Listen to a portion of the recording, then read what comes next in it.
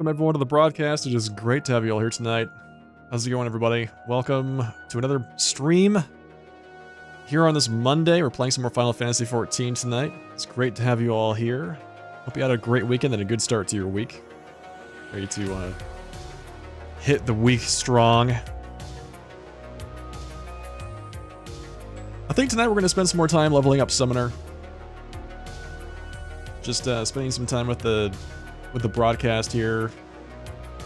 Still reacclimating myself to Final Fantasy XIV after being away for so long. And just in general, preparing for the launch of Dawn Trail. Coming up in just a month?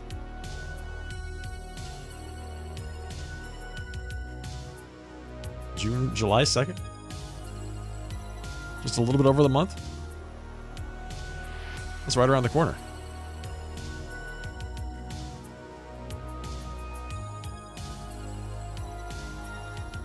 Yeah, that's exciting.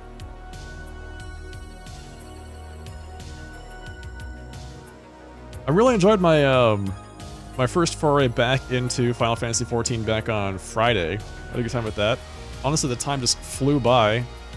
I did something like a 7.5 hour stream on Friday, and it was yeah, I didn't even realize I'd gone on that long until it was already almost 3 a.m. here. So, yeah, I expect that this is going to go by very quickly. But I think we're going to stick with the content that we've been doing for the last stream as well. Leveling up Summoner, reintroducing myself to the mechanics, maybe dabbling a little bit back into the Black Mage, but focusing on, in general, preparing myself for some of the new things that are coming up in Dawn Trail. I really want to give Pictomancer a try and see how that class jibes. Whether or not I can actually see myself playing that long term. It's impossible to say right now. It's impossible to say. There's no way to kind of look at a job and just intuit how it's going to actually feel to play, right? So I really want to get some hands-on with it first before I really commit to anything, but I definitely see myself at least giving it a shot. It'll take a lot to pull me away from playing Black Mage, I think, though. I just love pressing those buttons. They feel so good. Almost caught myself up to the latest patch over the weekend. I unlocked a new dungeon and a new trial. I still have one more new dungeon and another trial on top of that to unlock. And then I think I'm caught up. Alright. So let's get this started. Let's go. Let me fire up Endwalker and we'll begin for the evening.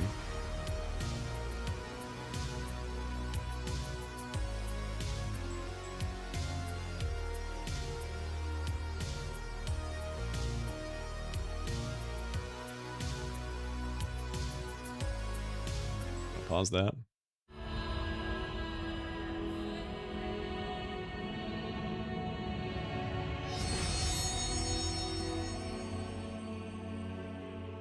There we go. There we go.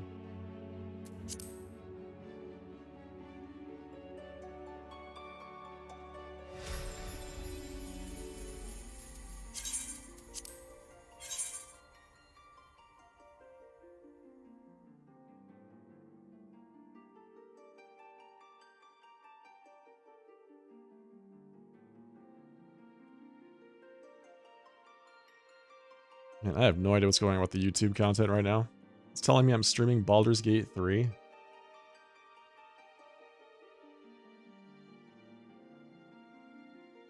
Okay, so now it's saying I'm Final Fantasy XIV.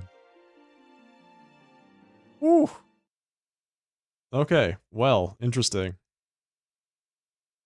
Having a bit of an issue.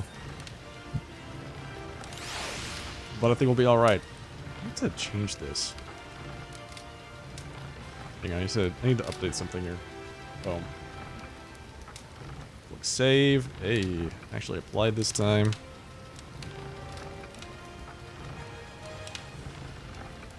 I'll tell you what.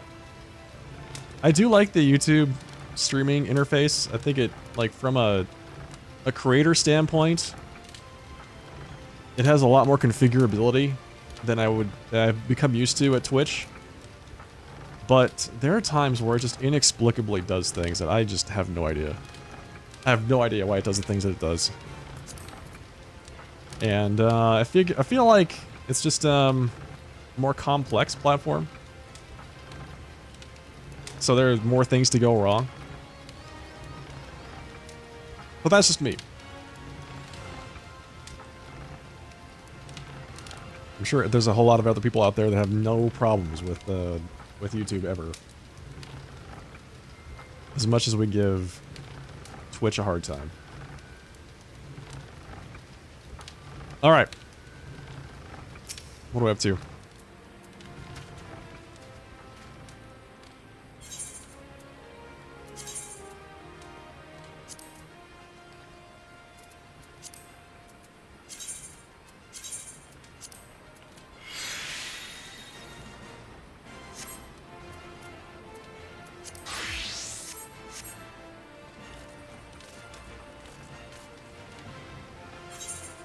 Let's do some roulettes. Expert roulette. Complete the lunar subterrane. Haven't done that yet. Alright, level 90. I level 590. Once I get to level 90, I'll be able to bump up my summoner's stats pretty quick, but it's gonna take a while to get there.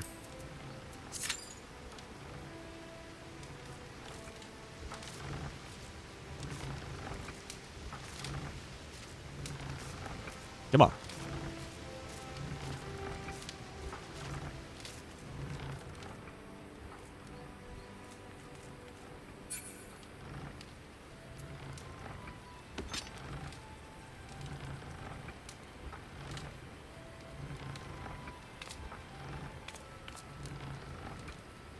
I think this is actually the Titania book.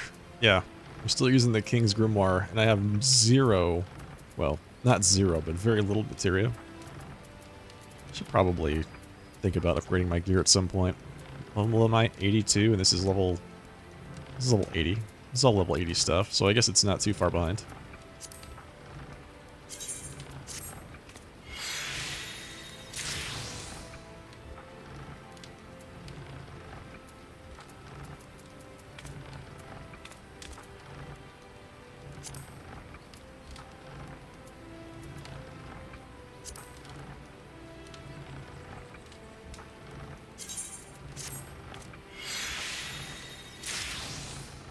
I don't know why they don't call it remove materia. They say retrieve. Retrieve can have so many different meanings, right? Extract is when you get to a 100% bond, and you generate a materia from your gear. And then retrieve is to actually remove a materia that you've melded into your gear back, and has a chance to fail.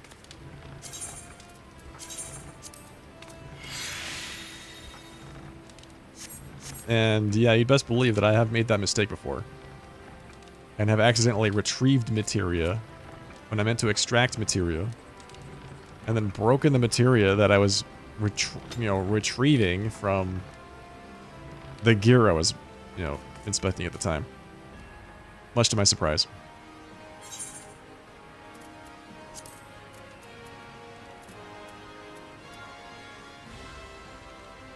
What can I get with my irregular tomestones of Genesis?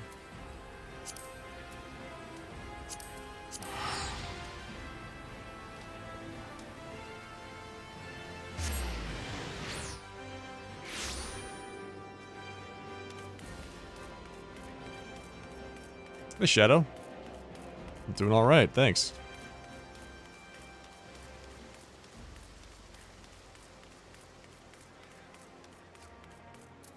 Just seeing what I can spend my new irregular tomestones on. Or what I want to spend them on, rather. I feel like we're going to go with the round lantern whistle or the auspicious Kamui fife. Probably the auspicious Kamui. Get that Byakko extreme trial out of the way.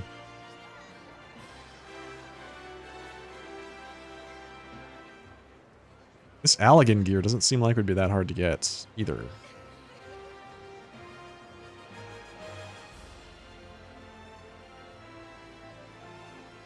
Hey, Cognitive. That man, Quavain, is the starting point for the most recent Make It Rain event. What is the Make It Rain event? You heard that gear was PvP with the late elegant stuff? Is it PvP? I have no idea. It's level 1, so maybe. I think that's what I have on my bard, if it is. Oh, it's not. It's not. I'm using the PvP specific gear from that season. Make arenas a gold saucer thing. Okay. The wolf mount is easy to get. What wolf mount? The dire wolf mount? The Ixal trained dire wolf? Please don't tell me you're talking about the auspicious Kamui.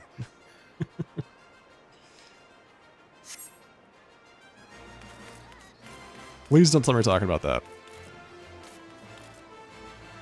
That one. It's not okay. I listed multiple things. You gotta be specific because we're talking in we're talking asymmetrically. You have to be specific. The Kamui or the dire wolf?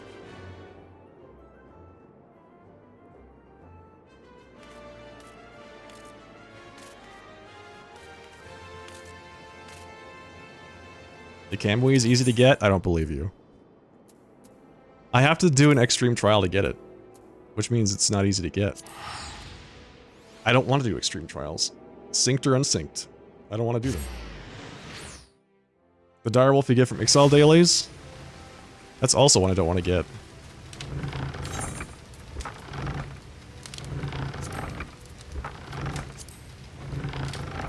What's my reputation with the Ixal?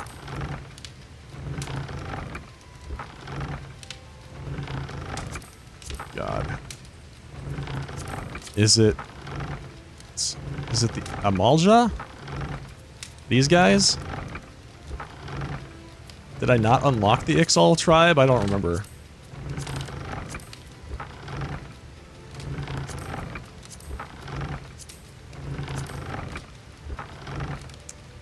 Maybe I just didn't unlock the Ixal dailies.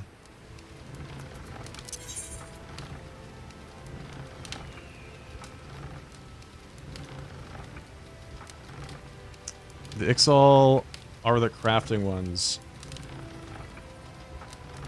You have to wear those gloves. Are they the ARR crafting race?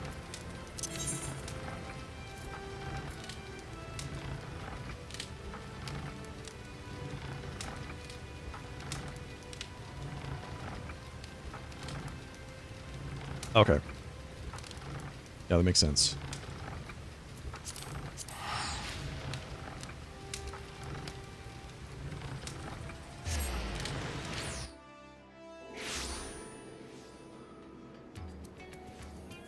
That's not where I wanted to go.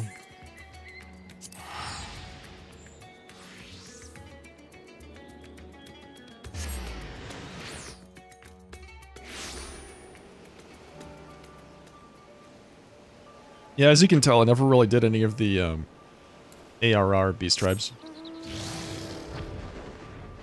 I'm surprisingly up to date on beast tribes in every expansion past that, but the ARR ones, no, I just never went back and did those.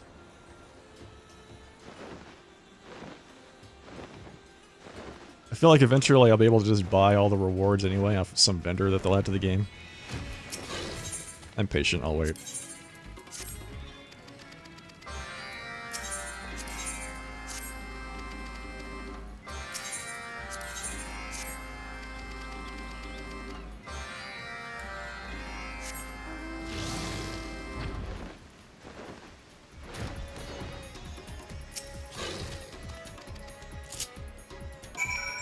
Ride the hippo cart and douse the residents with gulal. Is it this? Gulal generosity?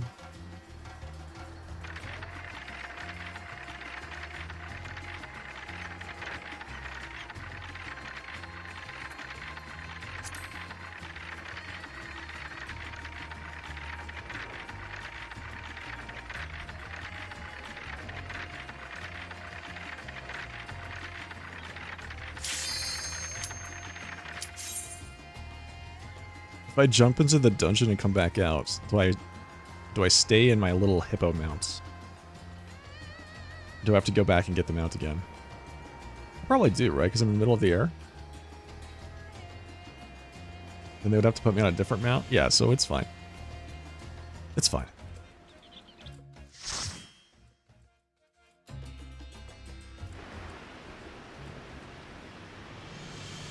Brayflox's long stop hard mode. Oh, buddy.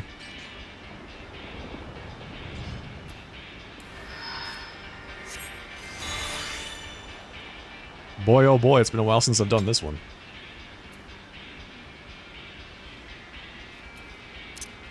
I like when I put Radiant Aegis on a different button.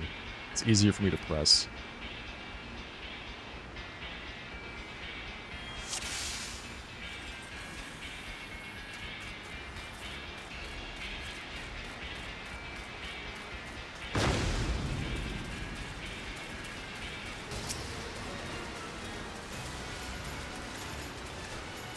We gonna go or we stop it? Alright, we're going. I like it.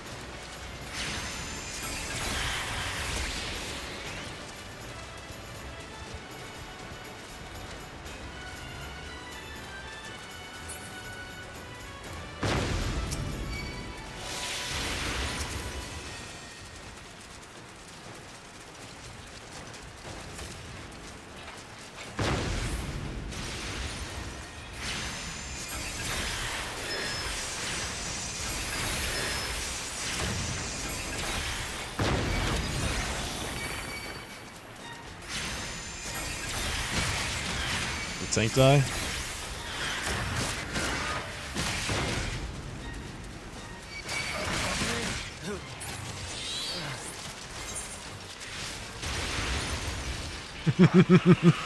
I wondered why everything was suddenly coming after me.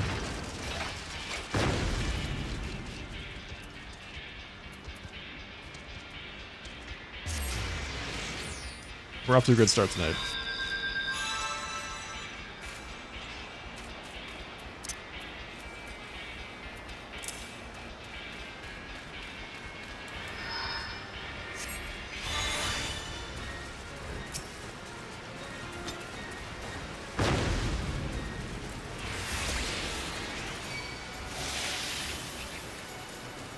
Are we gonna do the whole thing again? Okay, okay, I like this. Getting right back on that, right back in that saddle, huh?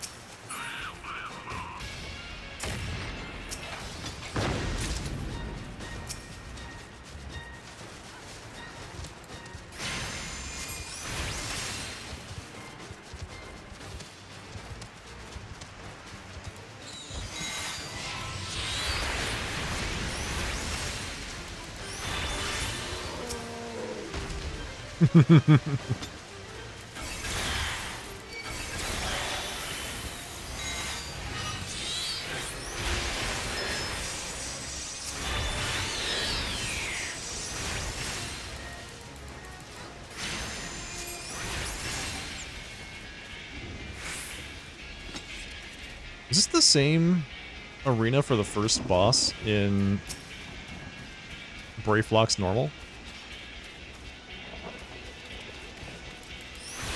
Feels like it is.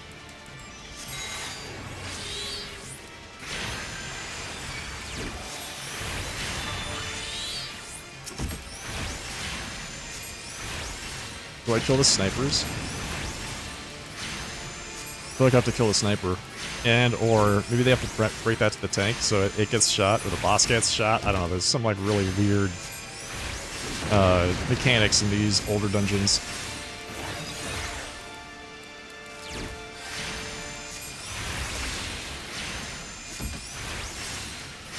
Nobody died, so I feel like I did the right thing. Plus we're playing Bomberman right now.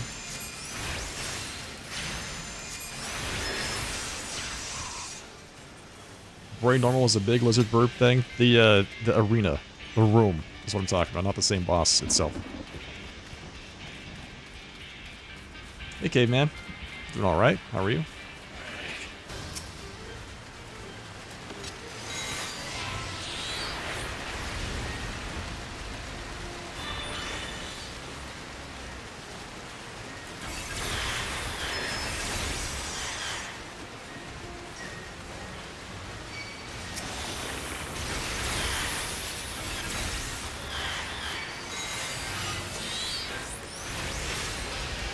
Raid canceled today, so you've just been cranking out Mentor Roulette.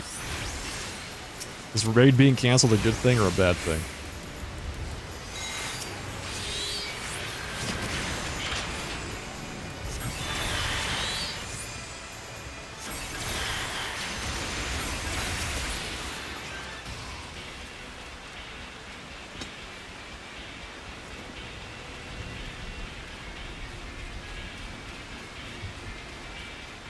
You don't think I was playing when everything got reworked? What got reworked? ARR Tribes Alliance maybe needed for further alliances down the line. They're not going to get done in that case, unless they make the requirements easier to do.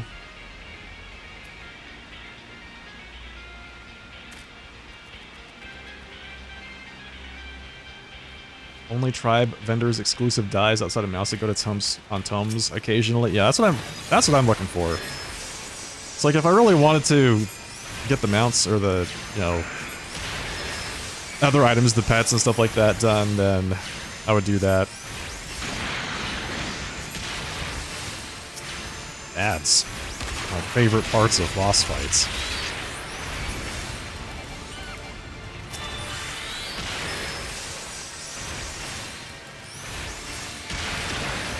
Oh, they're shooting those things at me? Oh, that's too bad.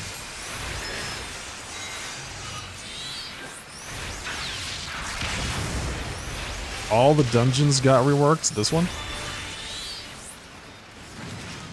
They're all different. Easier. Interesting.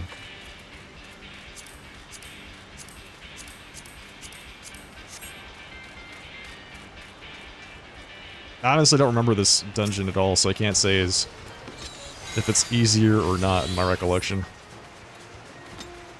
I think I only did hard mode Brayflocks like 3 times total in my whole career of playing Final Fantasy XIV.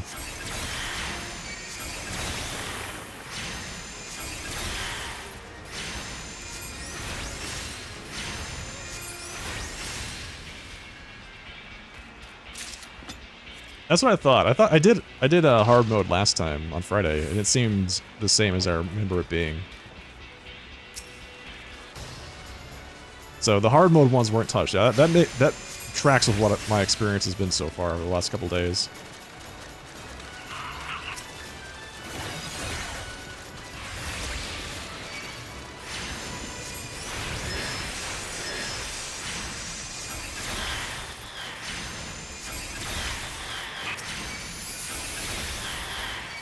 It's exciting to watch me play again. I'm glad you're enjoying it.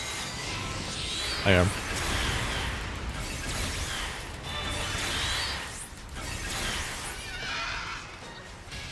Tiny key.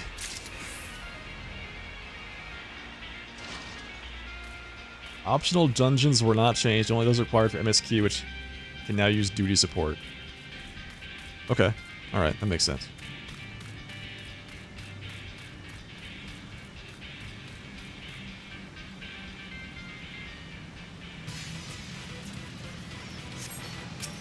Oh god, this boss.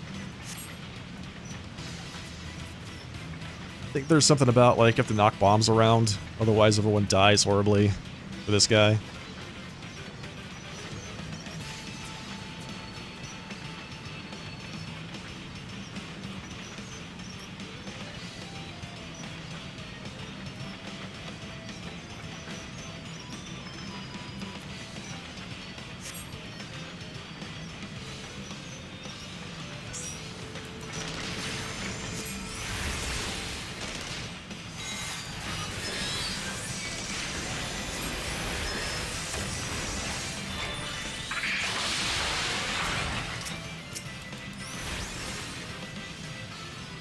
Alright, I stay in the middle. Let's kill the sniper.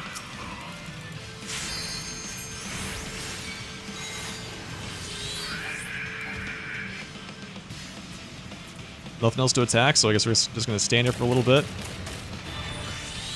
Shoot some bombs. Yeah, they're the bombs. This is what I'm talking about here. Yeah. There you go. Boom. Boom. Get that out of there. Did you see that 123 damage crit for my book?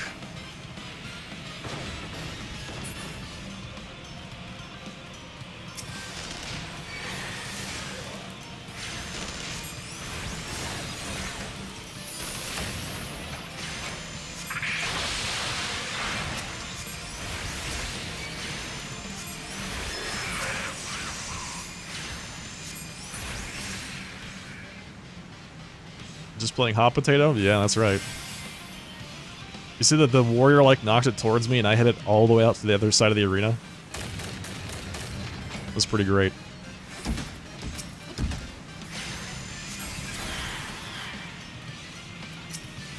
Whack! The bomb AoE is actually really big, so it's like... Yeah, we're all gonna get hit by that one. There was one like right next to us, basically.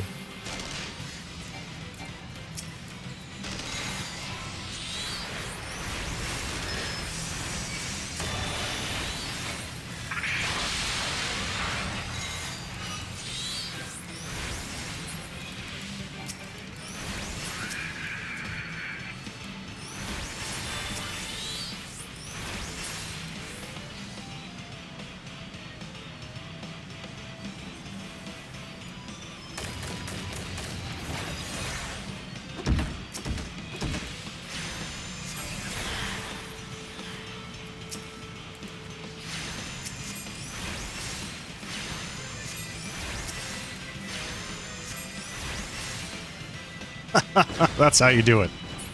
That's pretty good. Nice job, team.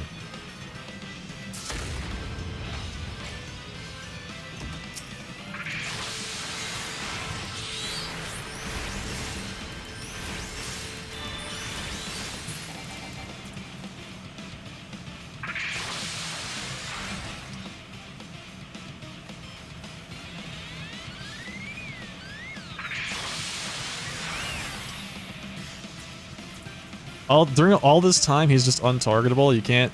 There we go. Please finish him off. Thank you. Thank you. Wow.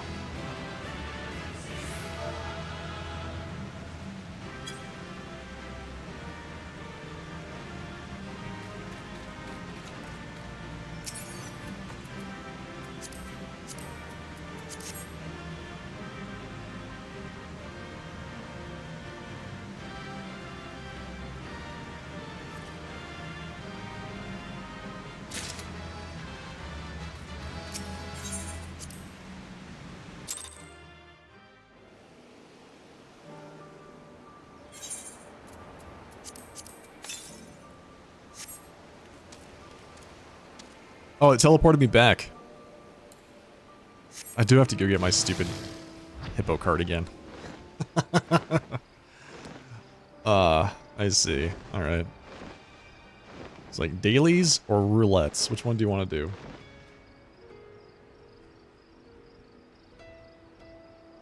It's a neutral thing, you're just reclearing, so it's not like you're deep in Prague. Just get back to it later. Alright.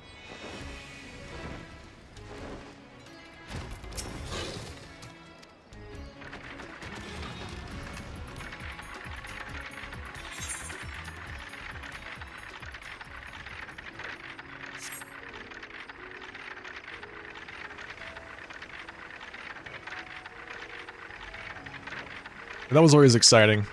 Once you get to the last boss of the tier, you have to clear it at least 8 times so everybody can get their mounts and gear and all of that.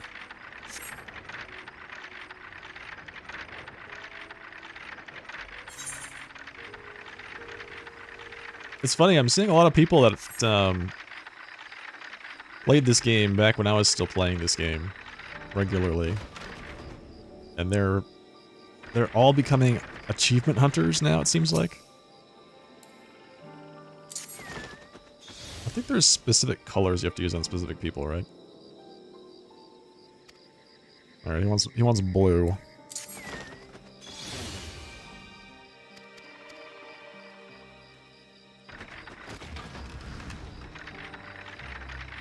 It's interesting to see how people spend the time between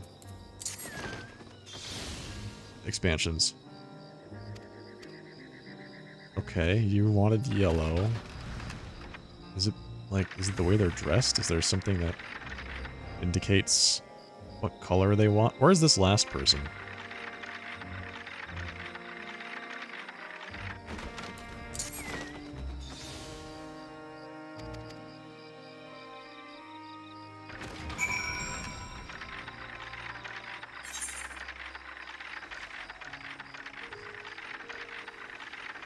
Hello, Ryuki.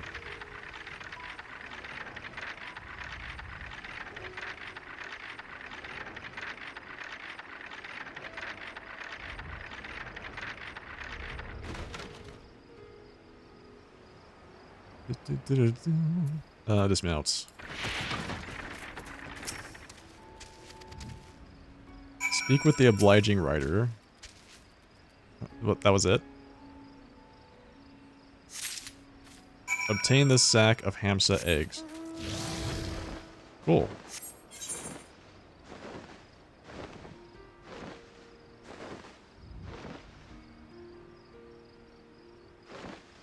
Guess that was it.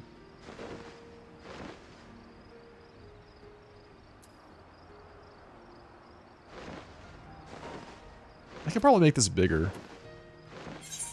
Let's see, how to lay out for my quests. Wait, how do I control the number of quests that are displayed in my quest list? Is that in my... is that like in character config? UI settings? Number of duties displayed, 3. There we go. Nice. How has the leveling been going? Pretty good. He started at level 80 on Friday, and now level 82, so, you know, pretty typical, I would say. Did this guy kill all these big sea lion things by himself? Wow, that is impressive, man. Nicely done.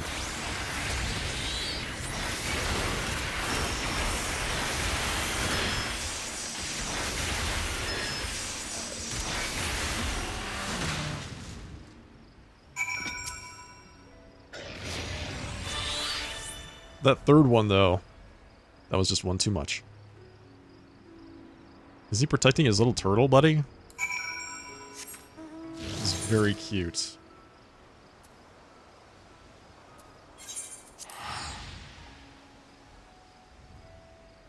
You went to Helldivers and then V Rising? That's what they do to while away the time until the new expansion. Some of the folks that get like 100% achievements in this game, like, I really respect the amount of commitment it takes to get some of them. Because there's some achievements that are just, you literally have to spend years doing them to get the achievement. Just the way that they're written. I feel like the achievements in the game were made back when the game community as a whole didn't really understand how to make good, constructive achievements. And some of them are just, what are you thinking?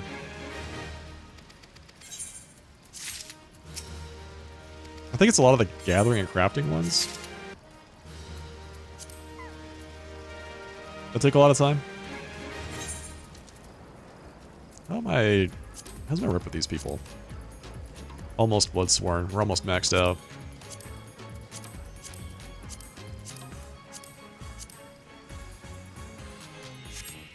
Are the Loporets now a beast tribe?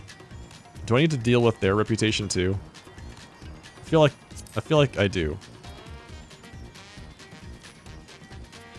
I feel like there's a Loporet I need to talk to unlock this.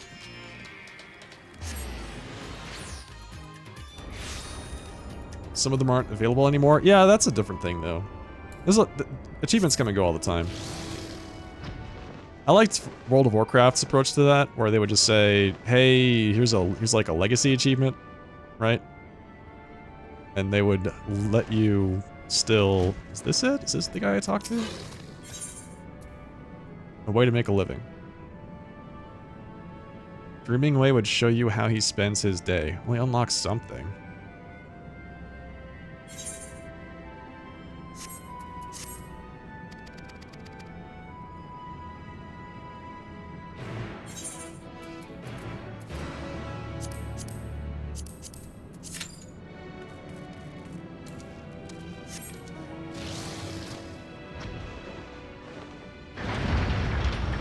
Man, oh man, I'm so excited to go back into another zone where I can't fly. I'm gonna bust out that good old ether compass.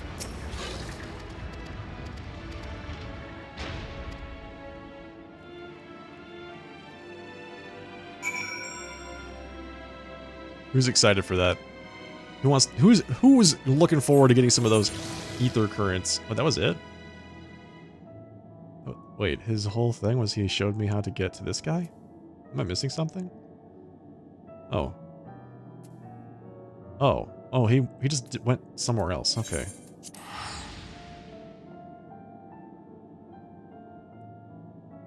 There's a lot of ones to grind for if you feel like it. I know there's a lot of ones that I probably will never get in this game. Like, getting to floor 200 in Palace of the Dead, the likelihood of me getting that achievement is pretty close to 0. it's about as close to 0 as you can get. So I get the achievements periodically, and I might focus on a set of achievements if there's something that I really want to do, or if I really care about it. You know, fishing I think is a good example. Like maybe I'll go after the fishing achievements, but even those are like really problematic ones. Gosh, there's those fish that only spawn actually once a month. Where's this guy? What the hell? He's down? He's not down here.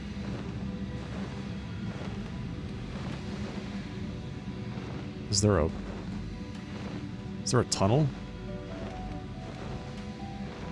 There's gotta be a tunnel where this guy is, right? What are these thumbtacks?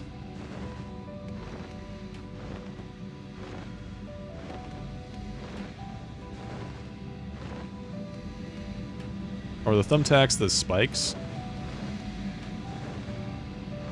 Oh yeah, there it is.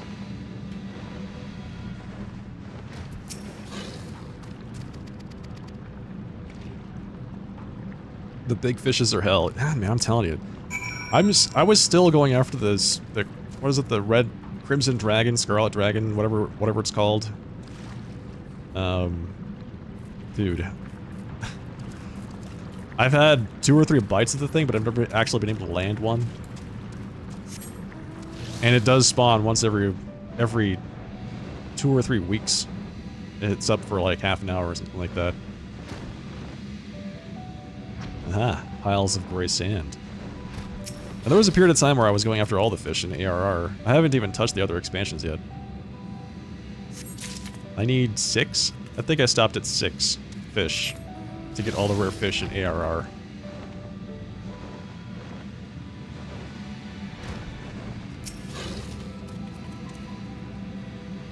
Hello, Soifon.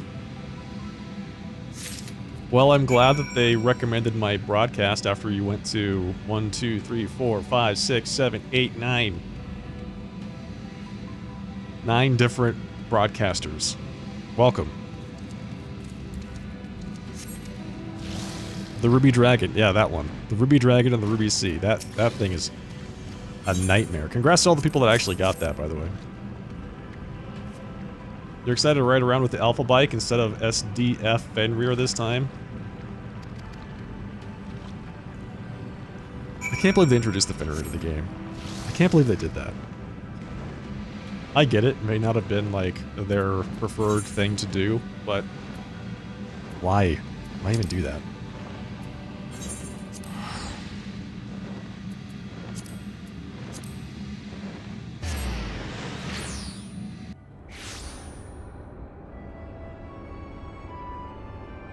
But I'm glad that they added a... Sounds like they have an alternative now, so you don't have to use the Fenrir.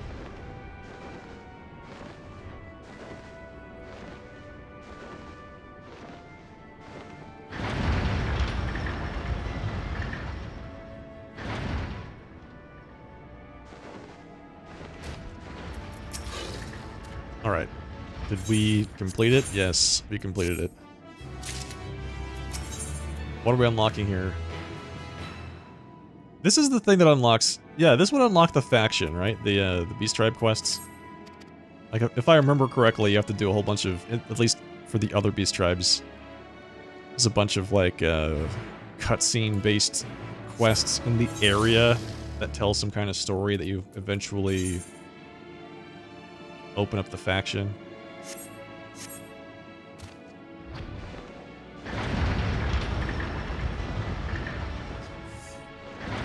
Yeah, let me see. Let's see, where are my achievements anyway? Achievements.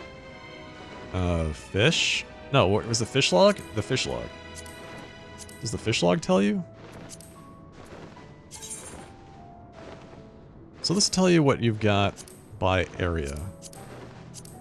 But I thought there was one that told you exactly what you needed to get the achievements. Is it gathering? Gathering, fishing. Fish 500 times in the... Yeah, see, like this. Fish 1,000 times in the Black Shroud. Just, come on. What? Alright, great. Catch 160 unique fish, 400 unique fish, 780 unique fish, right? I've almost caught 1140 unique fish for the Resplendent Tackle Fiend's rod. Alright, go big or go home. This is the one. Go big or go home, 16. Yeah, I'm 10. 10 away from Realm Reborn, Heaven's Word, Stormblood. Yeah. Yeah, that's right. I was doing these three. I remember now. I was doing these three. I hadn't touched any of the ones over on the other expansions.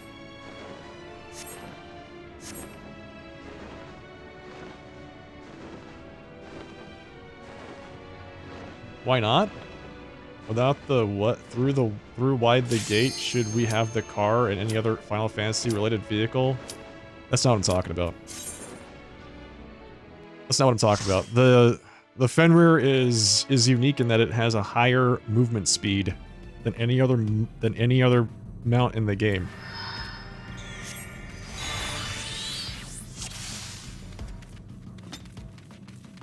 It has a higher base movement speed. That's what I'm talking about. I was disappointed in that.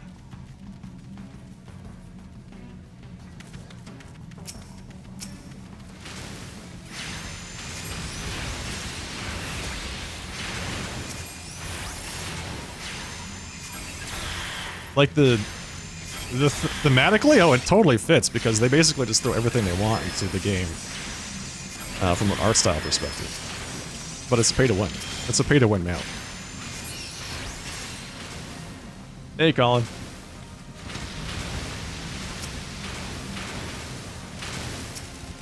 Welcome, folks.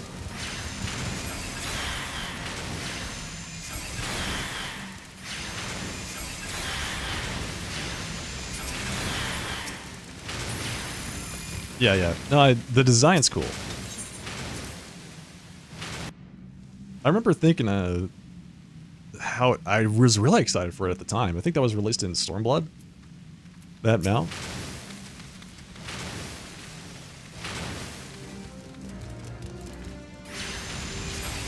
Oh.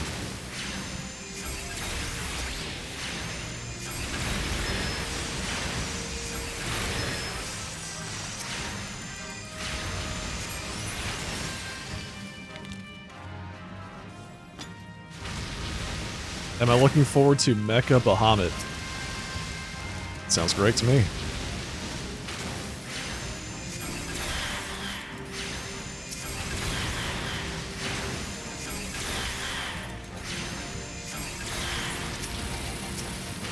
Yeah.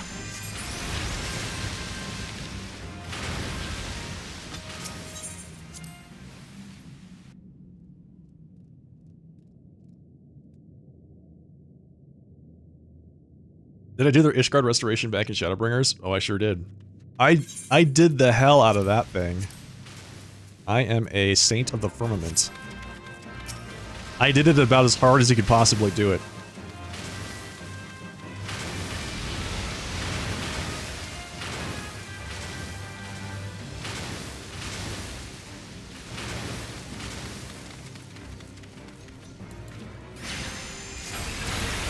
That is to say, on the last round of it, I just ground the hell out of fishing and got the title. Oh, tank's dead. I feel like we're losing a lot of tanks today.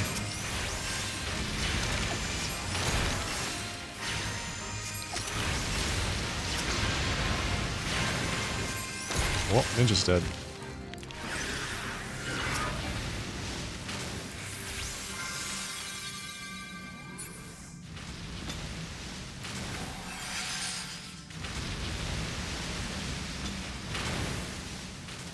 You wish they'd bring that content back?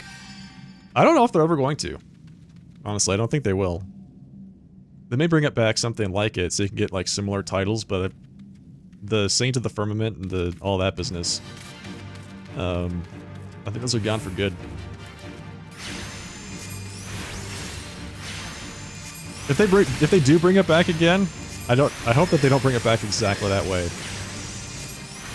The things I had to do in order to get that, I would not recommend as a sustainable gameplay style. I'm doing it again. I totally forgot I can actually use this ability at this level. It was 7 straight days of me doing nothing but fishing in one spot for like 10 hours a day. It's not something I would say is like, yeah, this is definitely gameplay I would recommend doing to anybody else.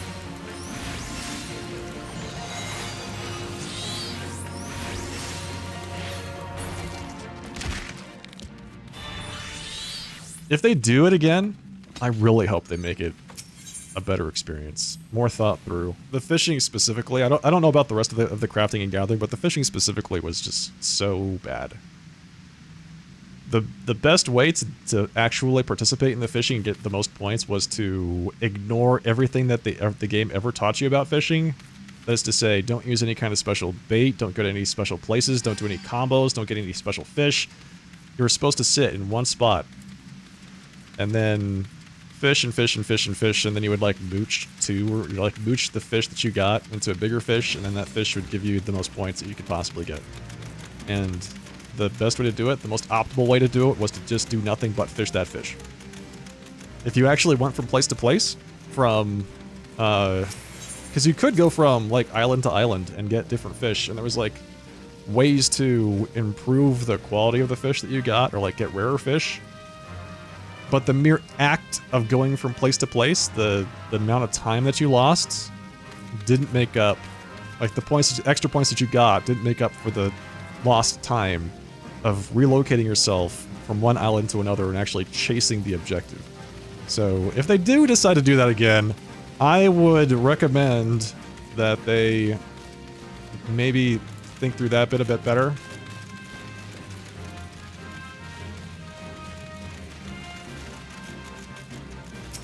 The bots also made it a little bit hard. There were some people that were obviously botting.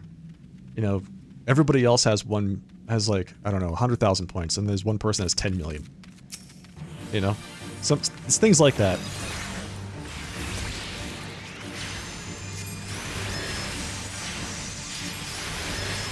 Hey, Leona. Crafters had expert crafting, basically. You had special conditions, and to get the most points, you needed to max out the quality. It was a grind, yes. That's exactly what I hear from everybody that did it. It was a huge, huge grind. Yeah, I just did the fishing. It was the easiest thing for me at the time. Thanks for the heal, buddy.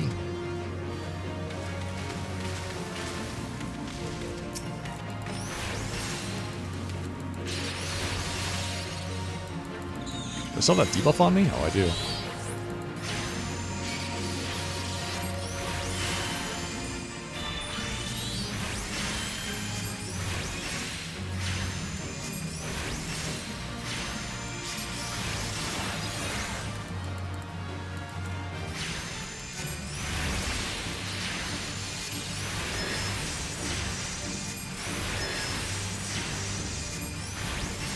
Oh, just a little bit more damage we could have gotten before that second submerge.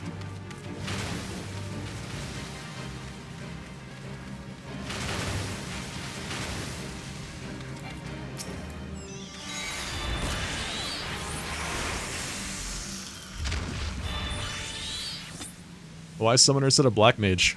That's something different. It's level 80. Was level 80 on Friday, now it's level 82.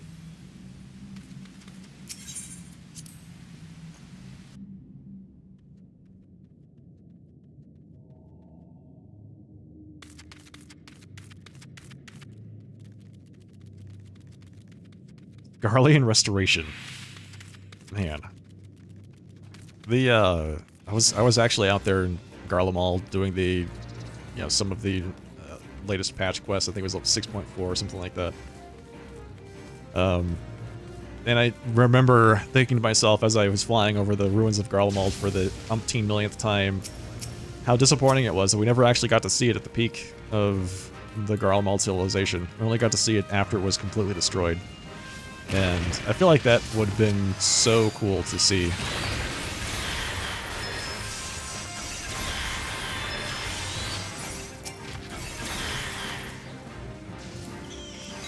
So yeah, I would like it if they did something like that. But I want to see, highways with cars and things. I want to see a fully restored city. Not just a housing district. That would be my ideal. Also, the job action trailer for Black Mage. I still haven't watched it. I did. Some people have told me about it, about what the changes are that are planned for Dawn Trail. Overall, it looks good. It's hard to complain about getting more fire spells.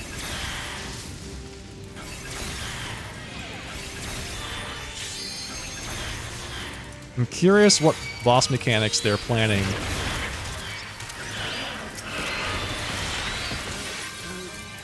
Curious what boss mechanics they're planning that would necessitate having black mages have the ability to relocate their ley lines. Oh, thinking the healer is still alive. There's still a chance. There's still a chance we might be able to make it.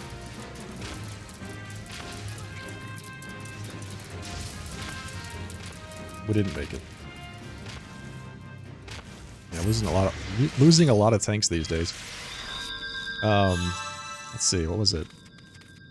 Relocate ley lines. A big fire spell. Oh, and then there's casting ice magic in order to regain mana instead of passively regaining mana from being an umbral ice. I think that is a positive change. But I'm afraid it's gonna make spell speed into like the god stat for black mages. I definitely see that being the case if they go that direction. Because then spell speed would not only increase the amount of time that you spend in, or I should say the number of times that you can get into astral fire, but it would reduce the amount of time you spend in umbral ice and increase your mana regenerate. So I think at that point there's a really strong case to be made for just stacking spell speed to infinity.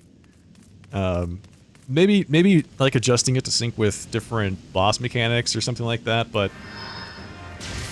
probably not something that your average player would have to deal with.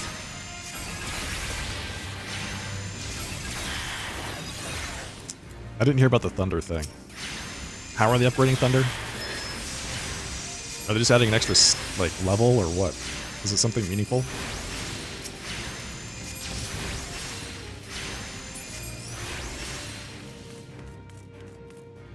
You like just transpose an Umbral Soul during downtime on your content? Yeah, I don't know how that's gonna interact. I don't think anybody knows how that's gonna interact yet. I mean, obviously you're gonna want to transpose and Umbral Soul to maintain your Umbral Hearts and things like that, but how is that going to interact with your mana regen? I don't think anybody has any idea about that yet. Probably, if I had to guess, Umbral Soul will count as casting a spell, so every time you click it, it gives you more MP back. It's just a guess, though. hyped for the Eden ultimate. I'll tell you what, I don't want to do E8S again. I don't want to do that. There was already an ultimate mechanic in that fight, and I can tell you what, I don't want to do 14 minutes of ultimate mechanics that are that. You know? It's your favorite fight? Good. I'm glad that it's your favorite fight, but you can keep it. You can keep it, alright? E8S was a nightmare.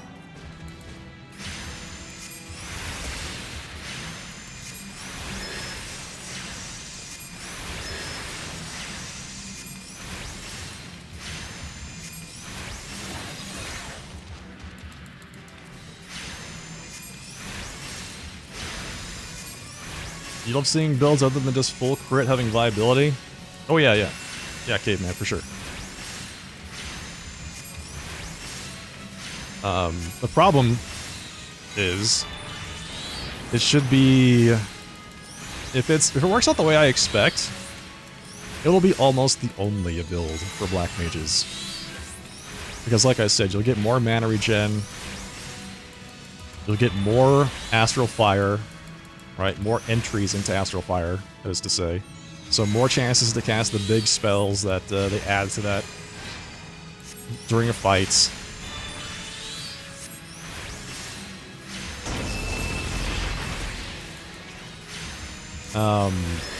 Higher mana regen, probably already said that. But anyway, it's, I don't want it to get to the point where it becomes the only build. And I think they have to be very careful about that, because basically it feels like they've kind of abandoned spell speed for every caster that's not Black Mage.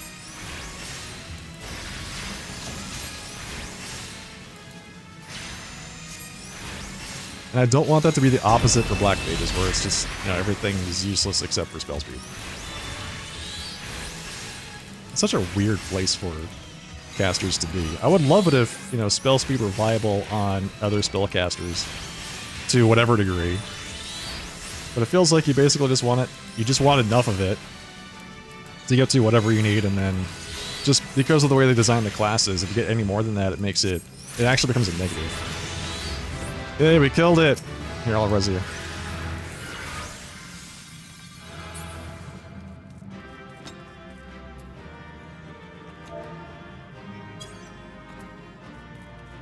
Black mages love it.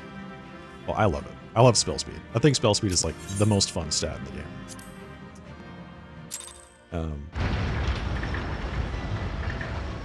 What was my healer doing? I wasn't even paying attention. Thank you. Been a while, Sharp. How's it going? DSW78, thank you for the 40 months and the Prime sub. Welcome back. I really appreciate that support. Thank you. How's it going? Pretty well. Pretty well. As well as things can be, you know? We're just BSing about Final Fantasy XIV whilst I level Black Mage. Whilst I level Summoner. While also trying to unlock the Loporrit. I think that's what this is. I'm doing some Loporrit quests with a little plus sign on them, so I'm unlocking something. I don't know.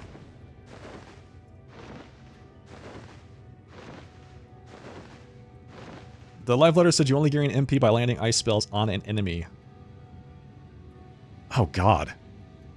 If that can't be the case. That can't be the case. Because one of the one of the primary assumptions when doing a dungeon is that when you get to the next pack, you have full mana. If you get to the next, if you like exit a pack with 0 mana as a Black Mage and you get to the next pack and you're like, well, I guess I have 0 mana, so I guess I just have to cast some ice spells now. How bad is that going to feel? You're going to feel pretty kneecapped, I would say. It's going to feel very awkward going through a dungeon and having your MP at some random levels between each of the trash packs.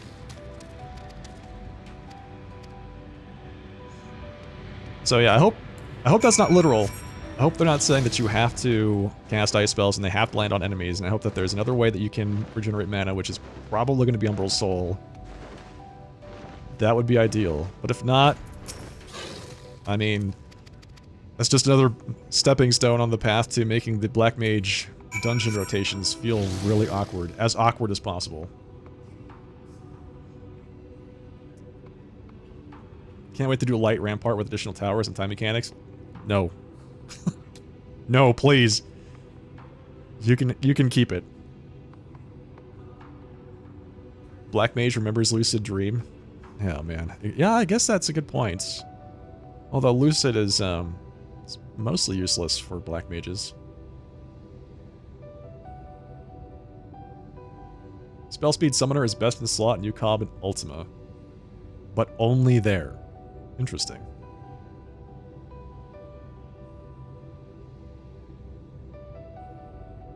Doesn't feel good at higher levels. Yeah, because the way that they scale it up, you have to align things, right? You have to align your abilities. Otherwise, you just have, like, wasted spells.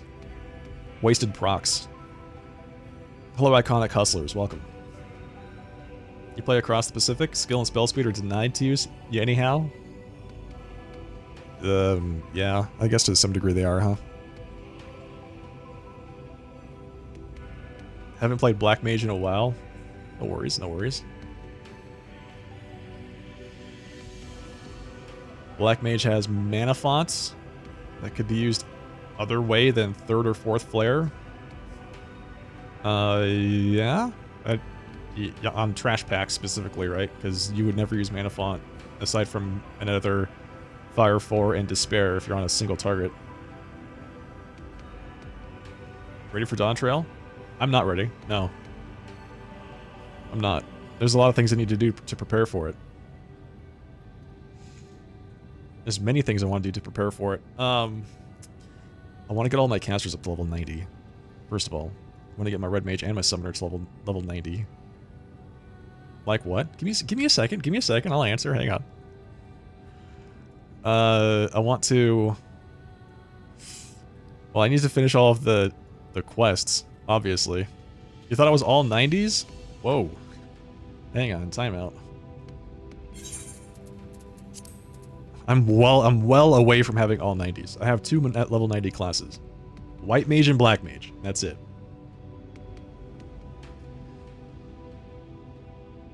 My melee DPS is like anemic. It's so bad. But I don't really play melee DPS anyway. My second highest class is Bard. Level 87. Leveled up solely from PvP. At least I'm out of ARR on everything except for Monk. Yep.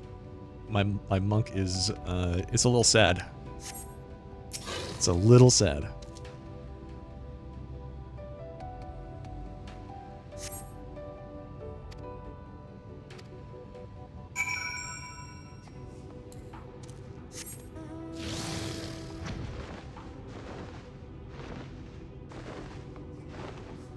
Yeah, so we'll focus on getting Summoner and Red Mage to level 90, and then we'll go from there. One step at a time.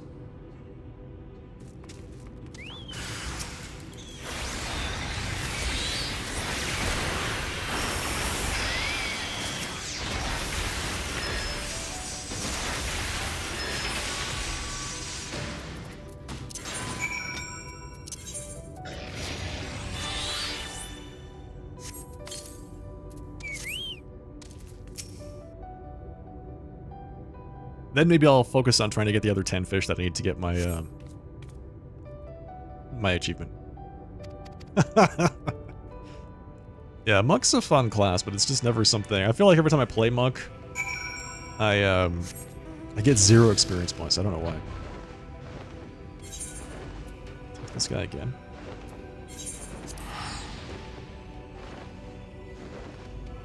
Yeah, I haven't even caught up on the 6.5 stuff. You can see I'm like mid MSQ right now. I have to go do the lunar subterrane.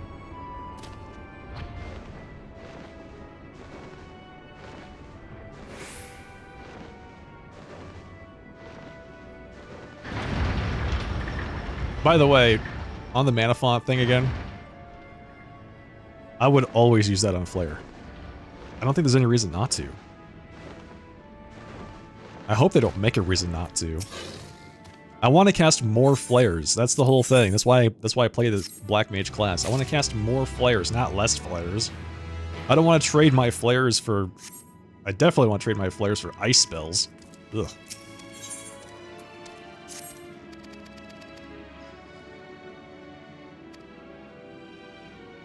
I wanted to, I don't want to trade, already had to trade flares for high fire 2. And high fire 2 is such a pale imitation of flare. To me, Black Mage AoE peaked in Shadowbringers when it was just flare and Thunder 4. And that was it.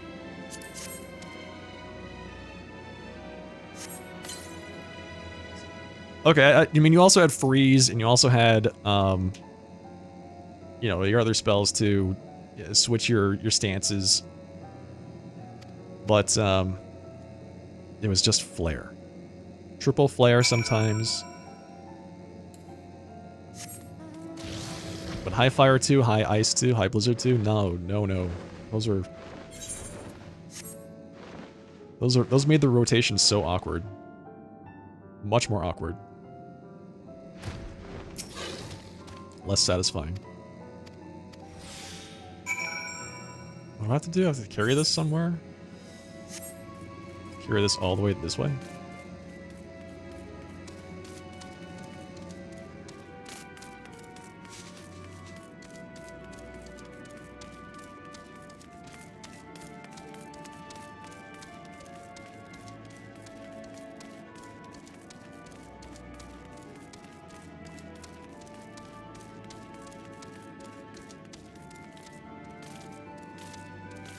I have to max out my reputation as well on as many beast tribes as I can.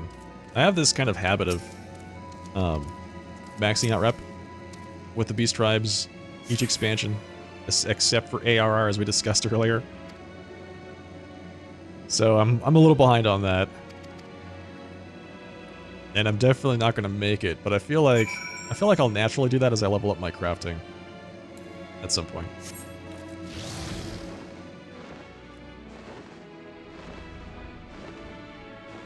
Carrot of Happiness.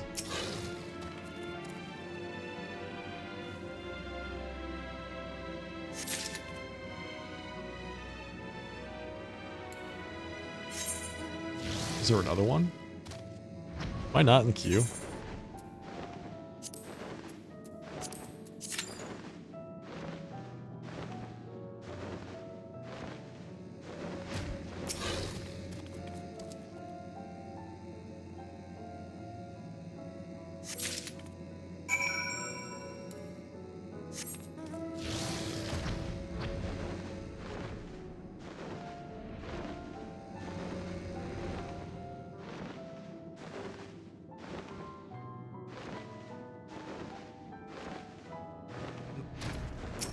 Excuse me.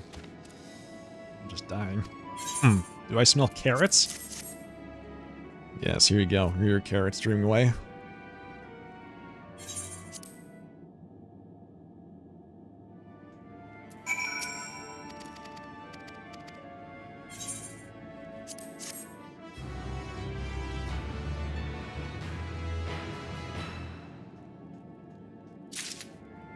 Hello, Zozo. Welcome. Wait, where's the next one? Is that it? What did I unlock?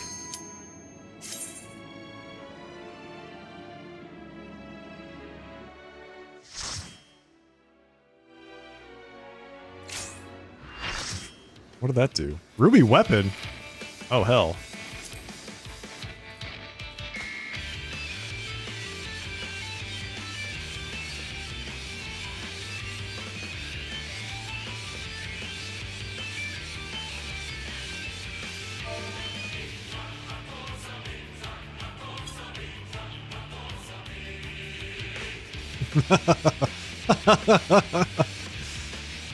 Yeah, the ruby weapon.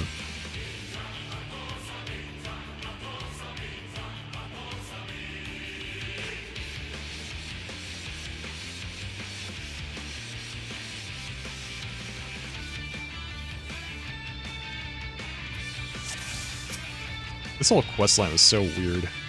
It felt weird.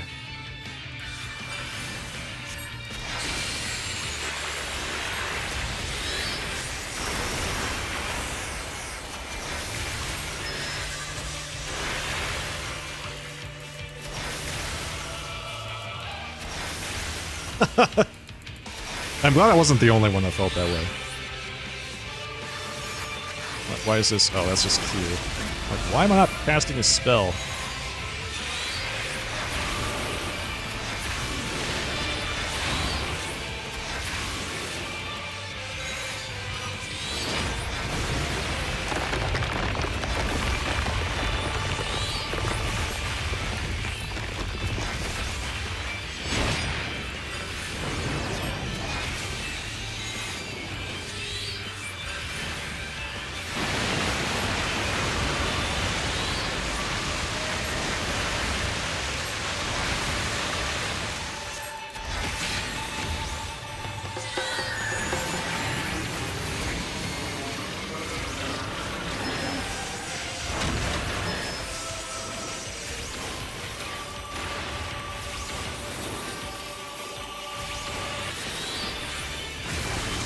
I remember grinding this boss for a long time.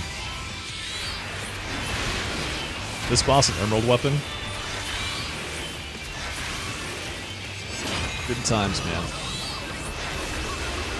This mechanic right here took me forever to actually, like, get any good at. And I still get hit by it, as you can see, to this day.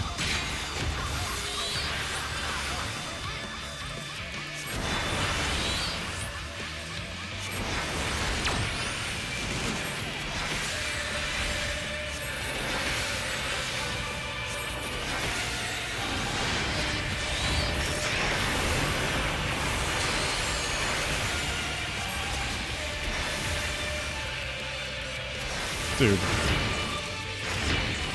Okay, I think you go... No, definitely that. Don't do that. Don't do what I just did. What? Don't do what I just did.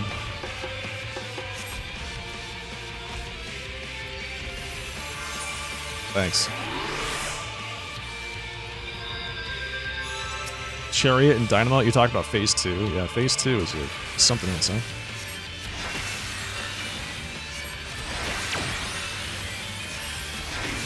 Do I have to resummon? I have to resummon, huh?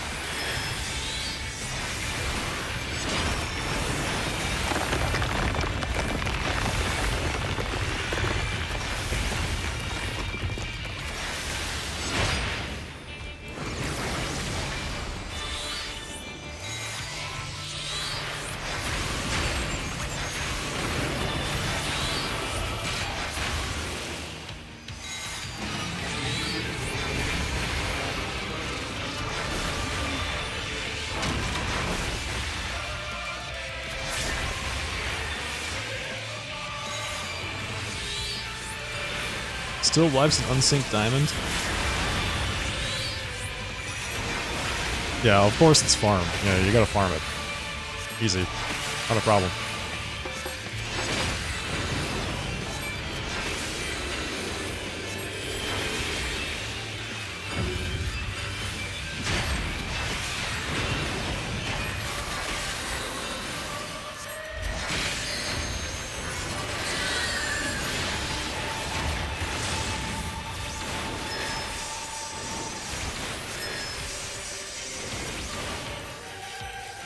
Kill it! Quickly! Thank you.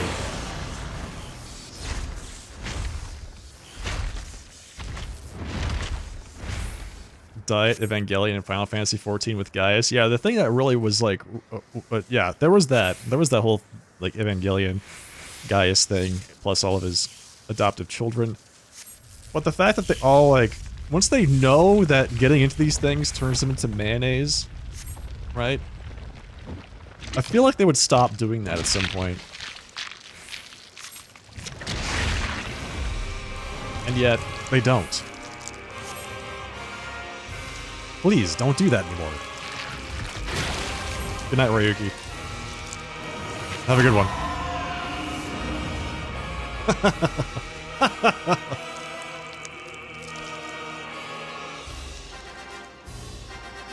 Thank you, Domino, for the compliment. Much appreciated. Ruckus God, thank you for the follow.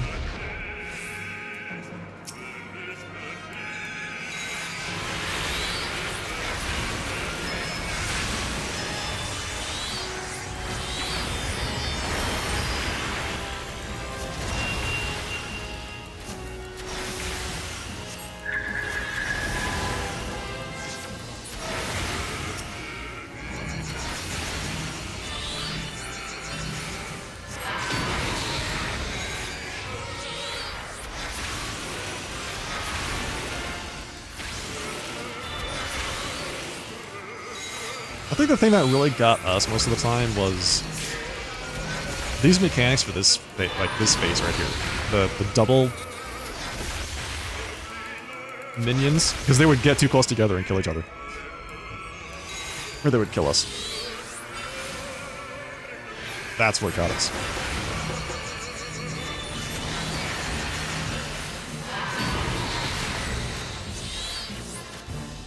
Things like that.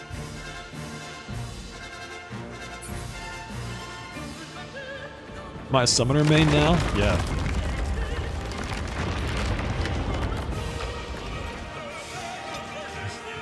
Getting the robot sharp, otherwise Gego has to do it again.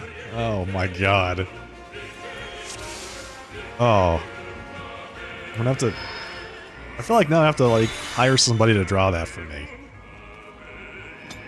Getting the robot sharp. Do it. Otherwise Gego has to do it. Oh god. No.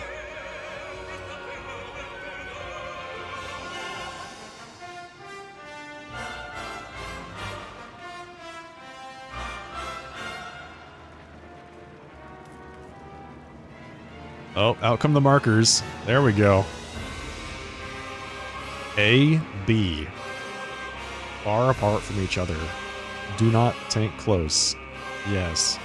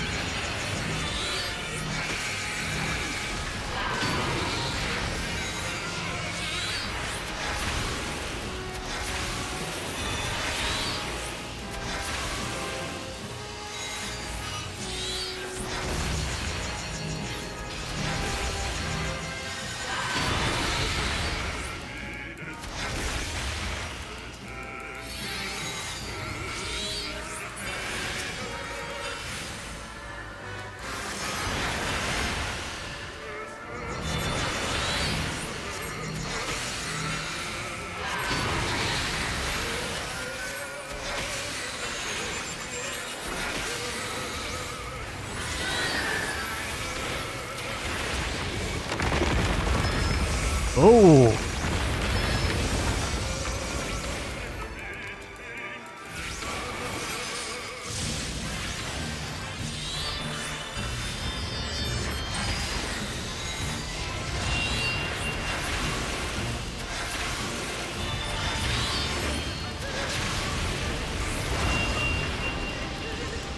Yeah, I don't remember what to do for this mechanic.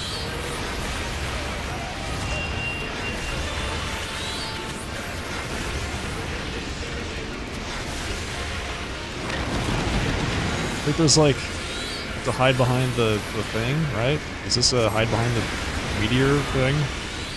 Oh yeah, it is. Oh yeah, it is. But they explode afterward. Yeah, that's right.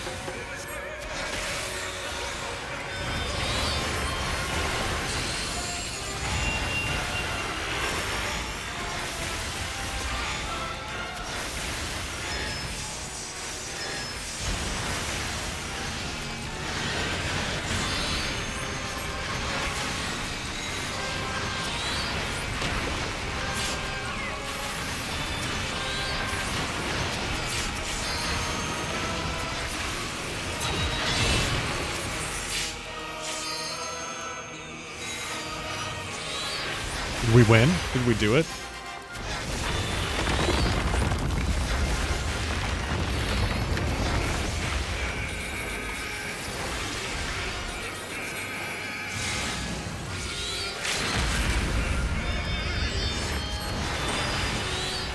Who's got the LD? The red mage?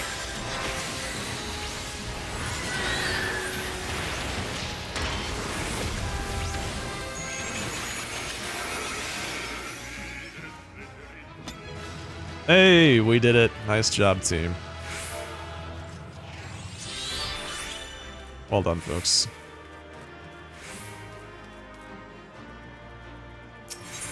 This fight is always dumb, they said. Yes, I agree with that. You need to get caught up on the MSQ, but you're lazy? Yeah, I'm at the point where I need to go do the Lunar Subterrane, and I think it's the latest MSQ bit. What's this? Down in the dark, okay.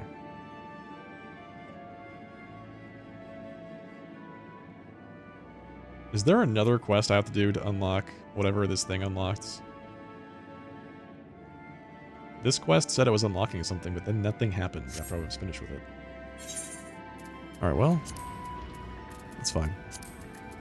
I'll come back to that later.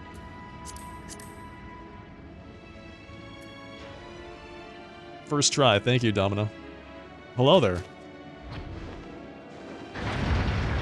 Yeah, definitely first try. 100%. Not even an issue. That went pretty well. Better than I expected.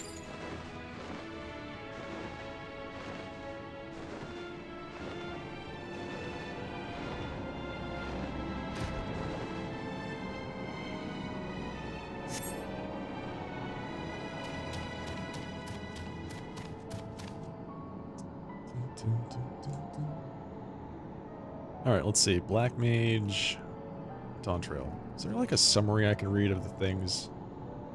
I just want to read it. I don't want to...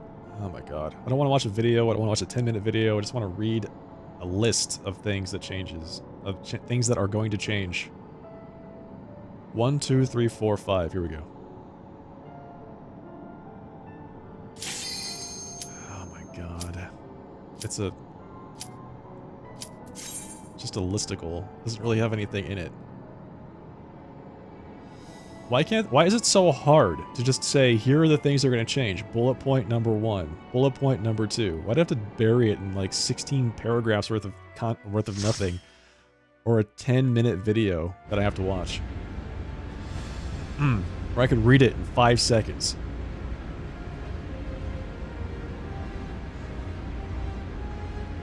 Consolidate certain skill combos into a single button. That has nothing to do with black mages. Okay.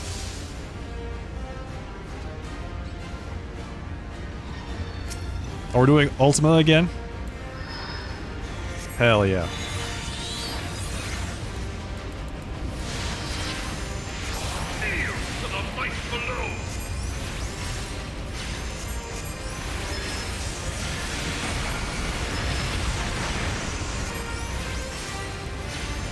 Yeah, you can move ley lines once. Yeah, those are the things I know about.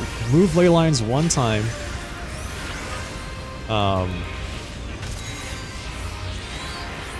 Ice spells, casting ice spells grants mana. And you get a cool fire finisher move. A double finisher. Because Despair is already a finisher, but now we get a finisher for the finisher. At the end of your Astral Fire phase.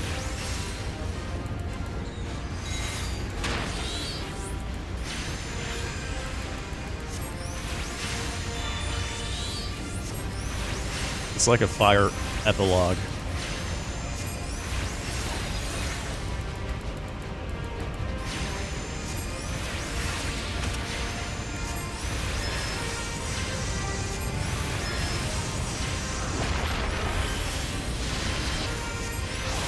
It's too soon? Wait, no, it's not too soon. Just to list me the things that are in the live letter. I'm not saying in chat. Please don't do that in chat. I'm just saying for those people out there that are making content.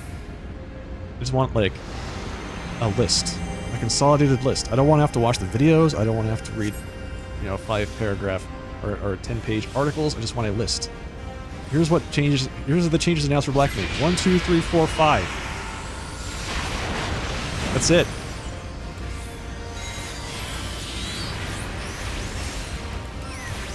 Okay.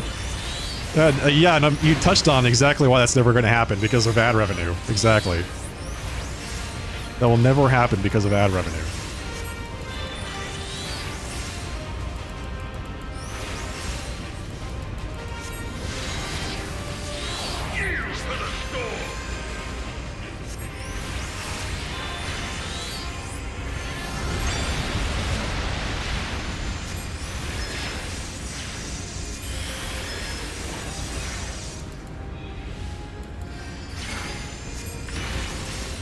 Which is ruining your dot points? What do you mean? Oh, it's ruining your formatting? Is that what you're saying? Because it only supports plain text?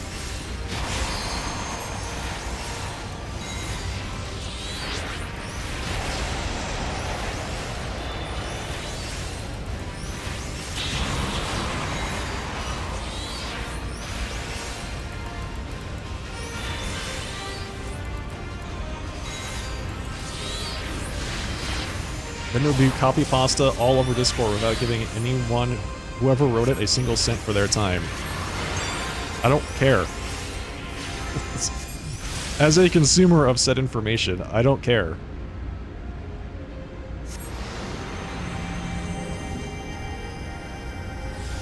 Tell me where I can subscribe to a list, somebody that is going to write an article that is just, here's what changes for all of the class. It's like patch notes before the patch notes come out.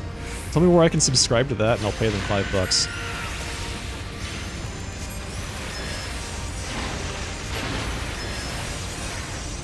Who's generating that content? I'll subscribe to them. Remember, no videos. It has to be in text, and it has to be something I can easily consume and search. Help me. We live in a post-ease of consumption world.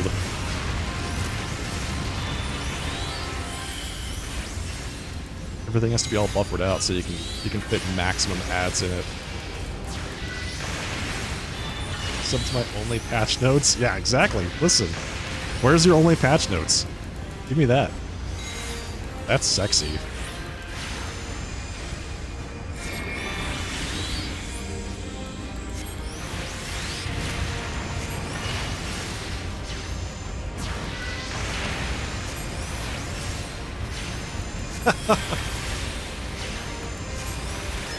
Do you call a dude sitting and talking about shit for 4 hours stingy with info?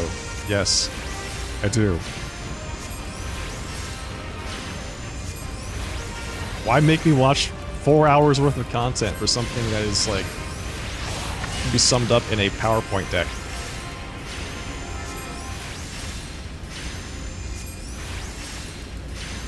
It's only 2 hours? You're right. No, you're right. Just give me the PowerPoint deck, let me browse through it. Are we still attacking this thing? No? Yes?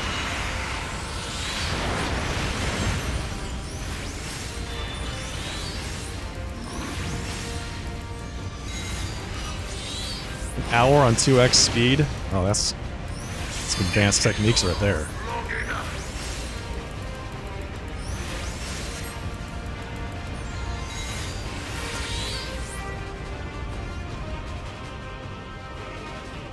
But the ultimate weapon is all-powerful. Why does my enemy still stand? Big spell is only castable via a gauge that fills when you cast Fire 4 in Despair. Yeah, that's why I'm calling it a Fire Phase Ender. Truly be so great. Whereas, I mean, Despair was already a Fire Phase Ender. But now it's like an Ender. Blessing of light that right? confounds you. It's the epilogue to the Fire Phase.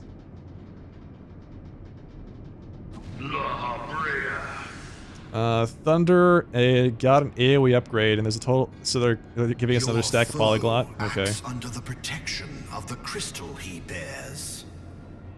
Another stack of Polyglot. Do we really need another stack of Polyglot? This is what empowers him. Beyond mortal limits. Streamline it. Yes, I like the idea of restoring MP The hammer of darkness actively must needs instead be of brought to passively, bear upon the shield of because that light. alleviates a lot of the.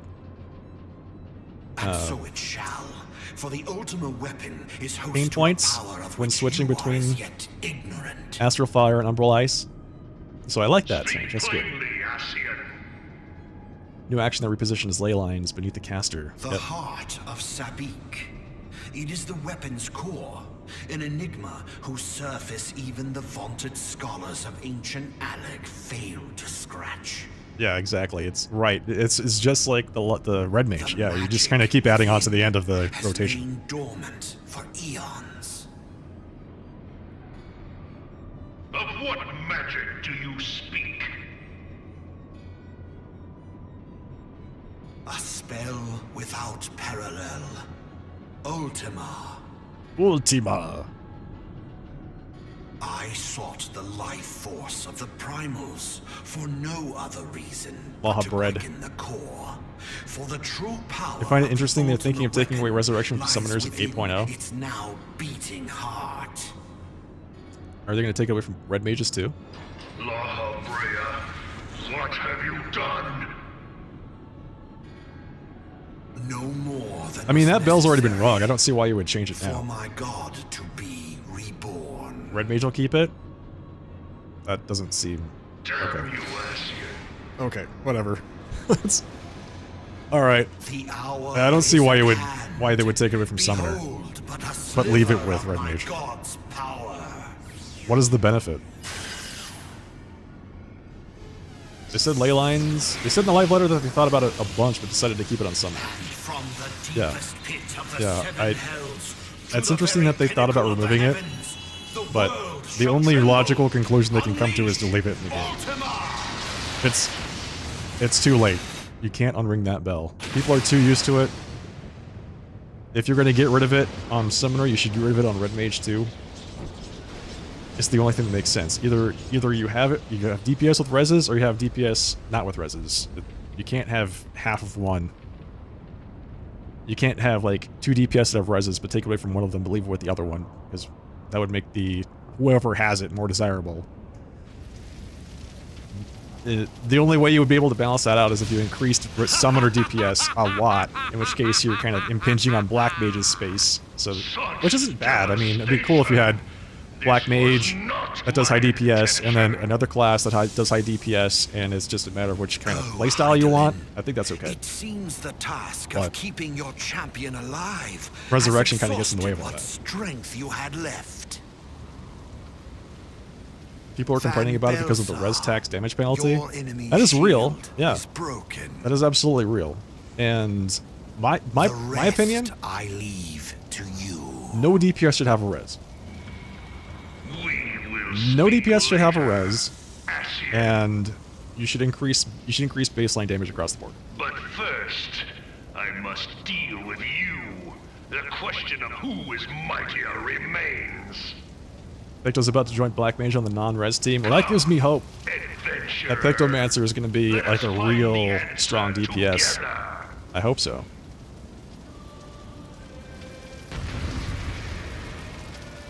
Oh yeah, that's... I remember Red Mages, when they were first introduced into the game, they were the workhorse res. Everybody wanted them for prog because they could help people recover from mistakes more quickly, right? Real workhorse.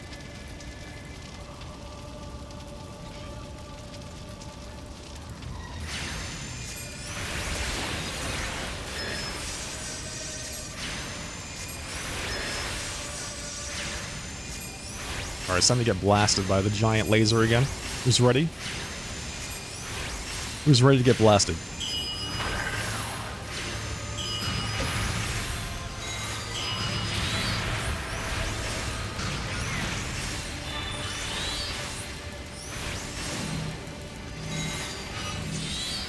Don't. What? Stop. No, stop moving. We were all in such good positions for those homing lasers, and then we all decided to stand on top of each other.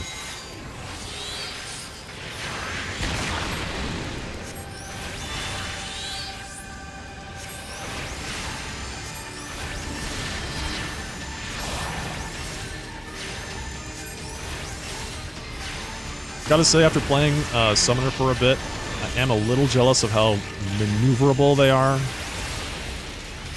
It's ridiculous. I don't remember what to do here. I think we're just gonna stay away from that. Yeah. Well, I guess the two DPS were trying to do some mechanics, and we got blasted for it.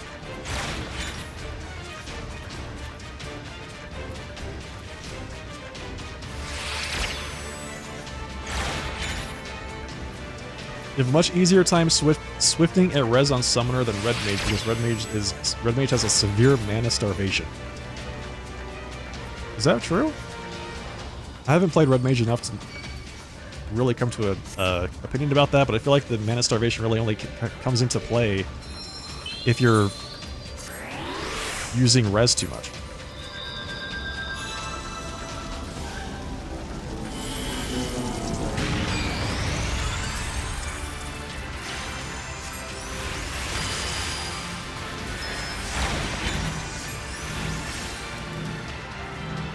God, stop moving!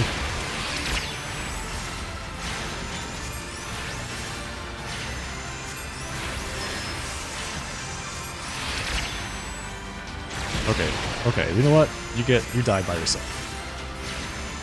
You need to learn, this person needs to learn what those markers are and help us out. Oh, my, re-summon Carbuncle. I'm like, why are all my buttons not highlighted anymore?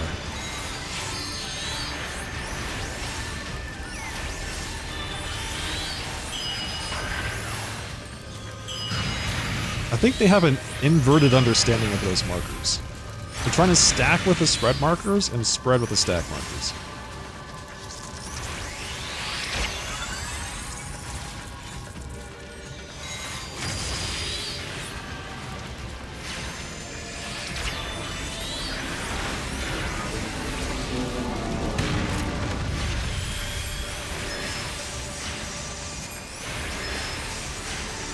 I don't need pets, that's right. I don't need my pets, whatever, man. Carbuncle's just standing there staring at me expectantly anyway. He's like, where are my carby snacks? Why don't you do something useful for once?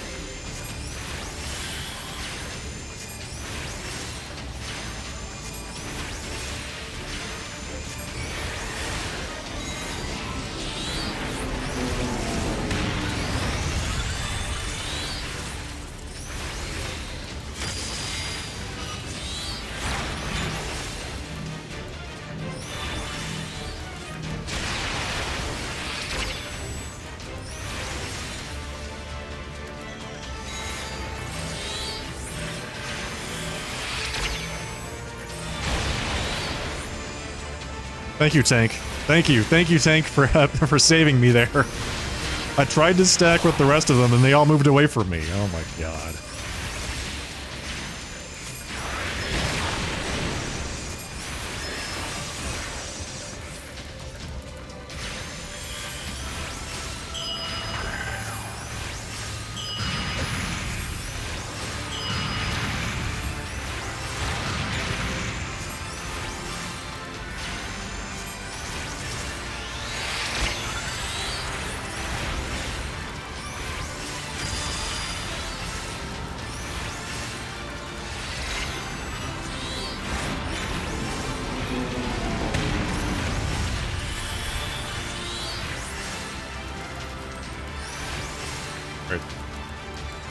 I'm gonna stay spread out. I guess I should I addle that? Is that physical damage? It looks like physical damage. Alright, well, here comes Ultima. Here it comes. Alright, who's ready? I'm gonna do the LB3 this time. I swear. I'll do it. Last time nobody did it.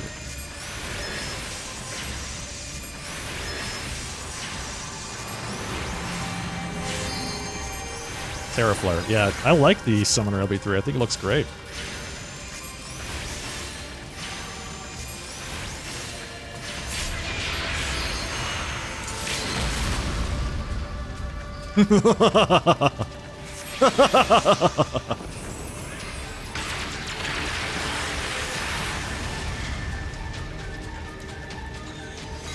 Well, that was cool.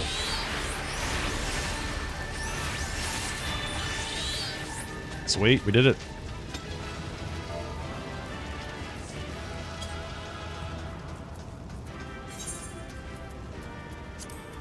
I'm gonna commend the tank because he saved me from that AoE that one time.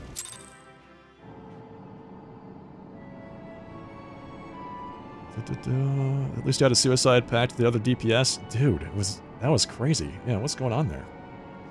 If you res as a red mage, the healer gets the commendation. Yep, that's true. That's true. That is a sad state of affairs, but that is what happens.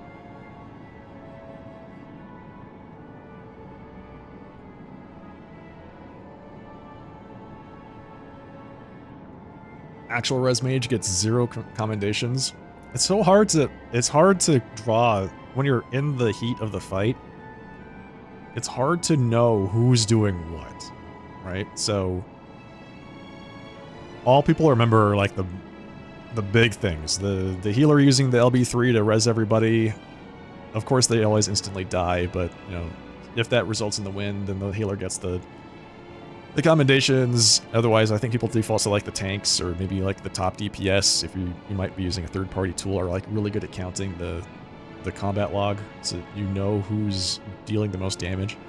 But if you're just talking about like who's doing reses here and there throughout the fight, like there's too much stuff happening it's hard to say, okay, that red mage res people 3 times and the healer only res people twice, so the red mage should get my commendation. I think that's really hard to do.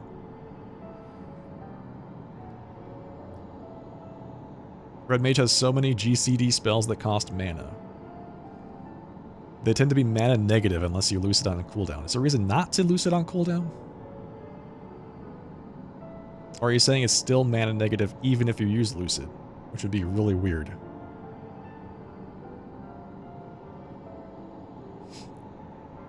There's a reason you carry mana potions in your red mage. Got it. Yeah. Particularly if you're doing like normal raids, if I had to guess, right? This is why we need a revamp of the Hall of the Novice. Teach folks what's what and have it actually help them. Yes. Yeah, that was weird. The way that I don't think it was just the machinist. It looked like it was also possibly the white mage because of or healer. I don't remember if it was a white mage or not. The first spread mechanic, we were all perfectly positioned to avoid all the damage, and then they like all grouped up together and blasted each other for some reason. And I just okay, and then on the stack, the machinist was just like running out into Narnia. So, yeah, we definitely think now that they've kind of unified what all of the symbols do, there has to be some training that says, here are the things you're going to see in all of these encounters, right? There's a common set of things: stack, spread, knockbacks, things like that.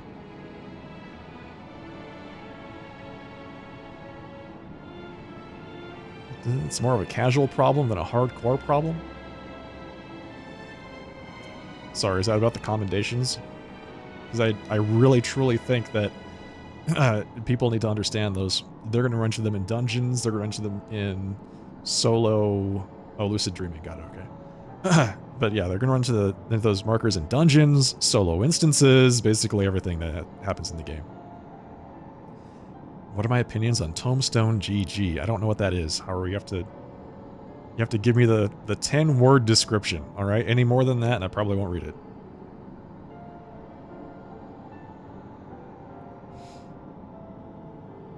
Red Mage becomes less and less desirable the more skilled your group is. Res is only valuable if people are dying, and the damage tax is unfortunately quite big. Yeah. Yeah. I think it's, I mean, yeah, I see what you're saying. There's certain very fringe conditions on very high content where the damage tax would actually make a difference. Tombstone.gg is a website where you can look up player data easily. Alright, is there a problem with looking at player data? I don't understand. Couldn't you already do that on the MOG station? What is the... Is there a controversy here? Isn't, Ovanox.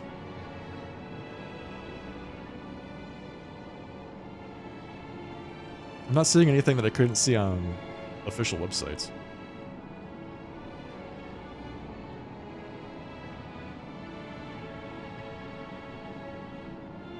What should I give my hot take about here?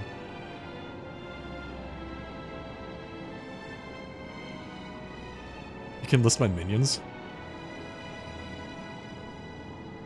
Relics. It's probably just using the achievements to figure out what relics you have. If I had to guess.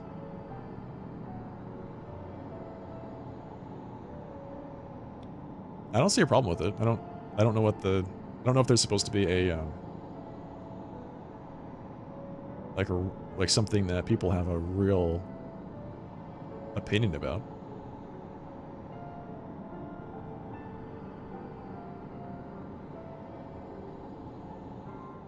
If they give us those wings for the LB, let us have them during Dreadworm Trance / Summon Bahamut, but smaller. I agree, Caveman. I don't think there's a reason not to do that. What's the reason to not give summoners little things like decorations and stuff when they summon things? You know, give me a cool like feathery Garuda wings or something like that, or a big fiery tail when I'm summoning a Frit, or just make me big and fat when I summon Titan. You know, or alternatively, make me the E4S Titan. Make me swole as hell. Hey, Gagolian, thank you for the raid.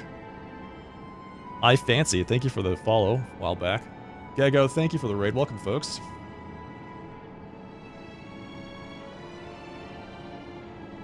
If this is your first time here, I am the Sharply Dressed Man. We're playing some Final Fantasy XIV tonight. It's good to see you all. Privacy. What is your expectation of privacy in a game like Final Fantasy XIV?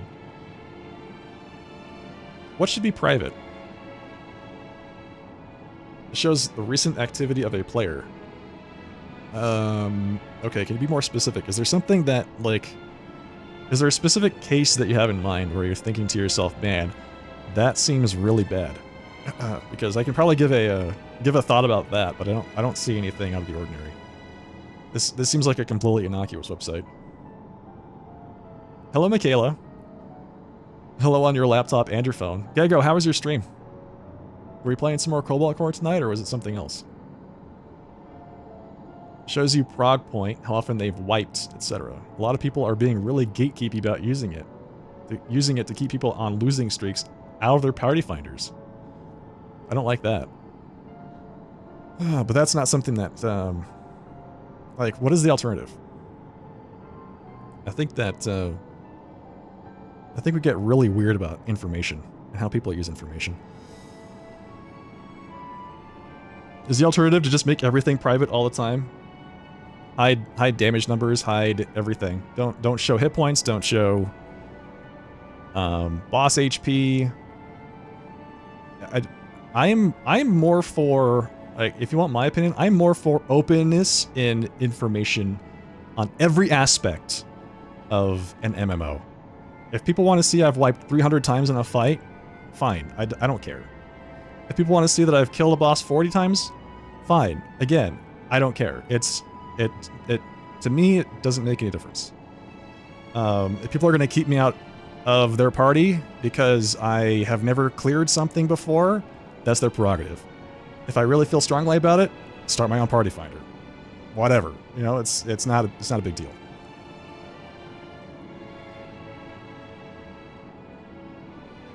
So raid problem, all the more reason not to. Someone who gets a new Bahamut in Dawn Trail. Nice. Extra thick. They get, what is it, Mecha Bahamut? You've consolidated yourself. You're having an out-of-body stereo experience. Hey, man. Twice the sharply dressed man. Twice the fun. Solar Bahamut? Oh, hell yes. That sounds like fun. Is there a lore reason for Solar Bahamut? There's gotta be, right? Or does Bahamut just, like, achieve a different level of existence at some point? You started a cute game called Small Saga. That sounds absolutely adorable. Wasn't there FF logs too? Yeah, there was FF logs. I think FF logs necessitated the use of ACT. And fewer people are using ACT these days. So, I liked FF logs. I come from the era of recounts in World of Warcraft and knowing exactly how much damage everyone was doing in the entire raid so that you could drive each other to excel. And I really liked that. I liked having recount in Final Fantasy XIV, and I think it is a net loss for the community to have such a strict third-party program compliance policy. You think people are abusing the tool? But someone that looks at logs and goes, "Oh, you've wiped this boss 10 times in your last party, get out."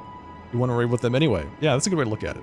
And like I said, if you feel, if there are people that feel that strongly about it, and they're keeping you out of their groups, just start your own group. With your own policies. If you don't care about it, then be the change you want to see in the world. You have that power.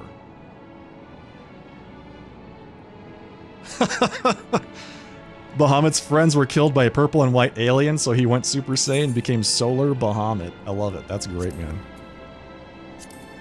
That's actually really good storytelling.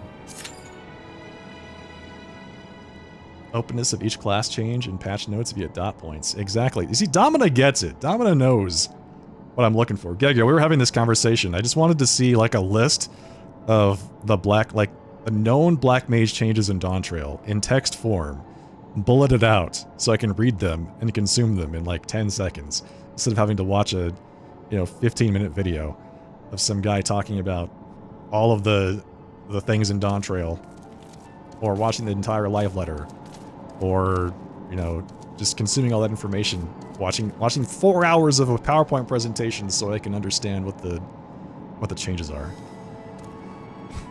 It is not searchable in any way. I don't know. I'm very protective of my time. I spend very little time watching videos if I can avoid it. I will usually just ask people to summarize things for me.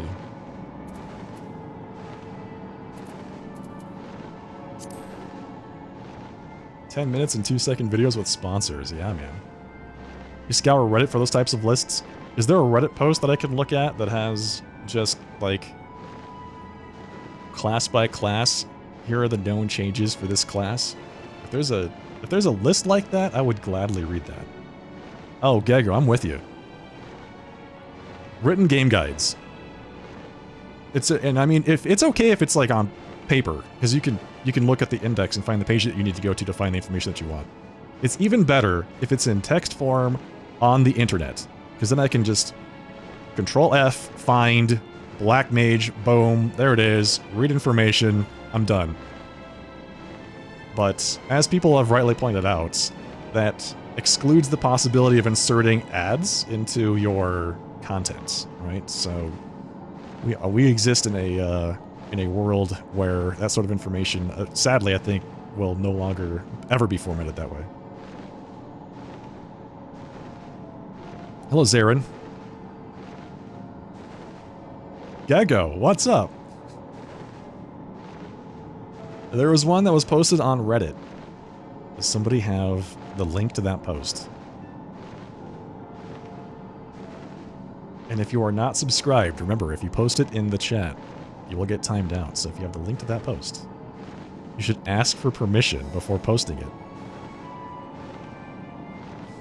I will have to be the change that you you want to see. All right. Thank you for the sacrifice there, Haru. All right, there we go. Summary of all job changes from the live letter. Read more. Oh, this is exactly what I'm looking for. This is brilliant. Where's Black Mage? Various adjustments made to streamline certain aspects. Okay, so this is what Domina posted. All right, got it. But this is missing information, right? People have told me that there's a new Thunder. That's not in this list. People have told me that there's the new Fire Ender. That's not in this list. But the two of the big things are. Thank you. This is good. This is a really good starting point.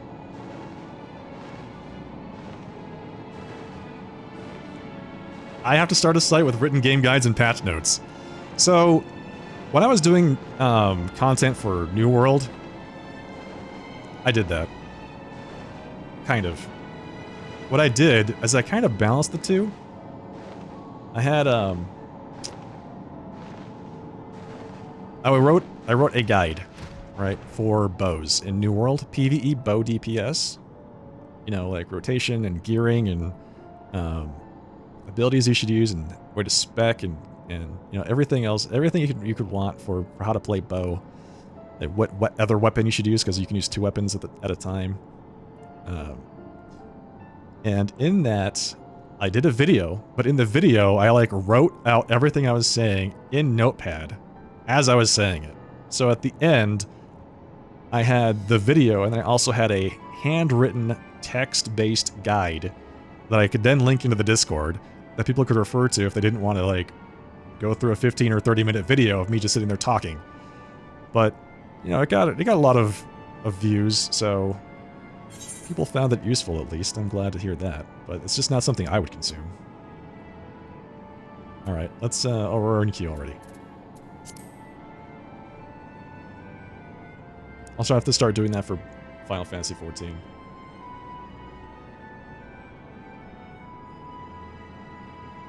Does anybody want a handwritten Black Mage guide? Or Summoner guide? Wouldn't a Google Doc work? Yeah, Google Doc would work fine. I just did it in Notepad because I wanted to overlay it on top of my my New World, and I just hadn't thought about using a Google Doc at that point. If it's handwritten on parchment and quill, yeah, that's right. Handwritten parchment and quill. I will write you a letter with my Black Mage guide. That actually sounds pretty cool, you know? You got the sharply dressed man memorabilia. You get that thing framed. Yes. Each individual copy is actually me writing it for a 3rd or 4th time. You know, I'd make it, you know, make 10 copies or whatever. I feel like that would be good.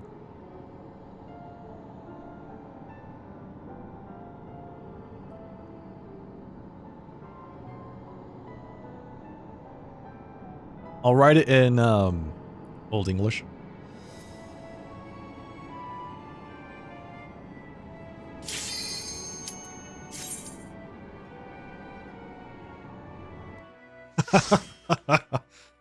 That's exactly what I had in mind, Gigo. Yeah, exactly. A bunch of monks diligently copying the handwritten guide, bringing it to the masses. We're just carefully going to the times before the Renaissance, you know. Who needs the printing press, right? Who needs that?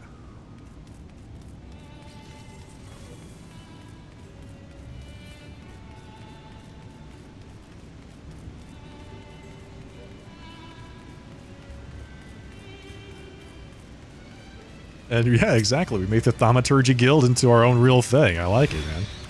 I like it a lot, actually.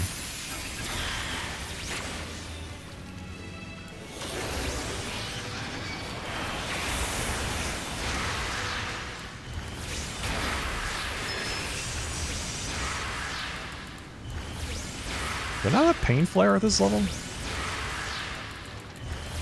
I not have Pain Flare on my bars? Where'd it go?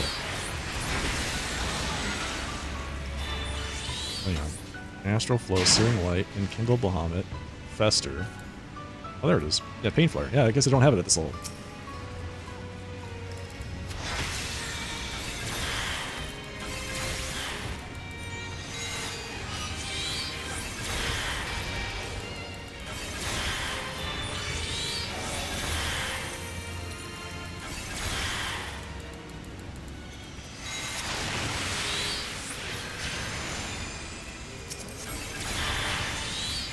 So, what's everyone's opinion on the latest dungeon in terms of quality? Is it good or bad? Fun? Not fun?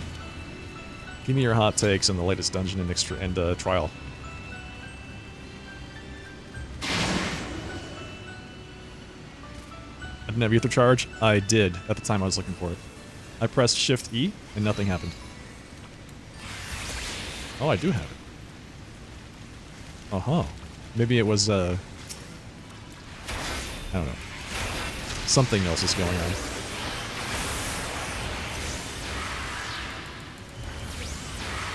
Lunar subterrane. It's alright. When you say it's alright, what are you comparing it to? I'm really curious how people judge the quality of dungeons. Like, what's a really good dungeon in Final Fantasy XIV that you're like, man, I really wish they did more of this dungeon?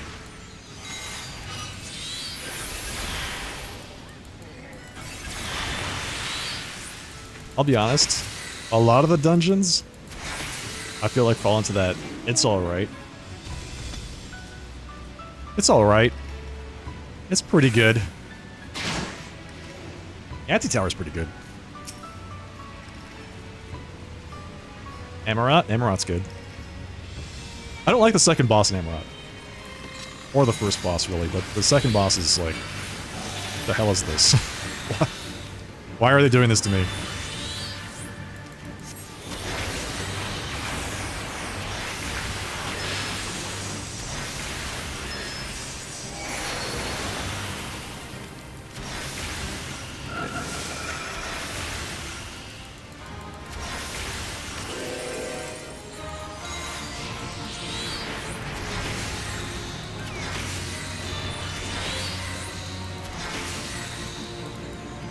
All the dungeons start to feel boring after you run them every day for 3 months. True.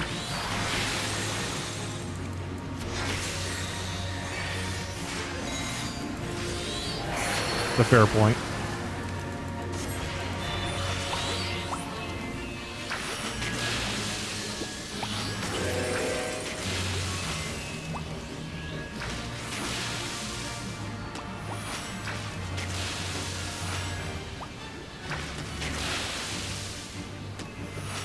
Is there something I'm supposed to do here?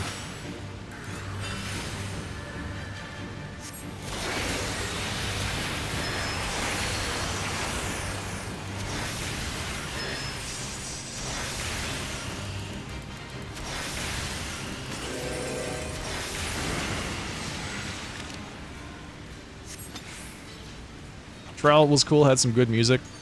Fantastic. Was the music in the latest Trial just another remix of Final Fantasy IV music, though? Basically became a walking simulator after Boss 1. The new Trial would be better if it had an EX. Oh, yeah?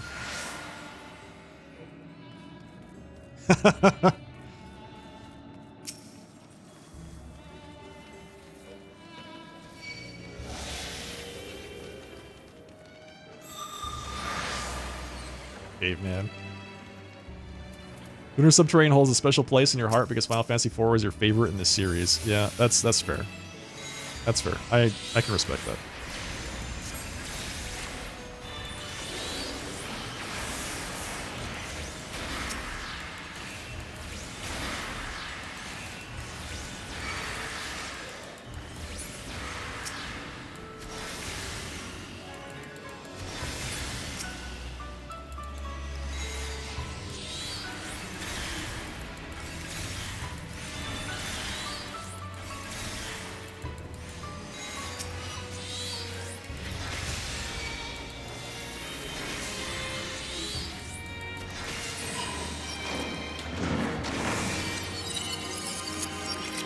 You like the leveling and XO dungeon roulettes because they have the most randomness. Yeah, that is a good point. Maybe it's just about the variety than about the specific mechanics in a particular dungeon.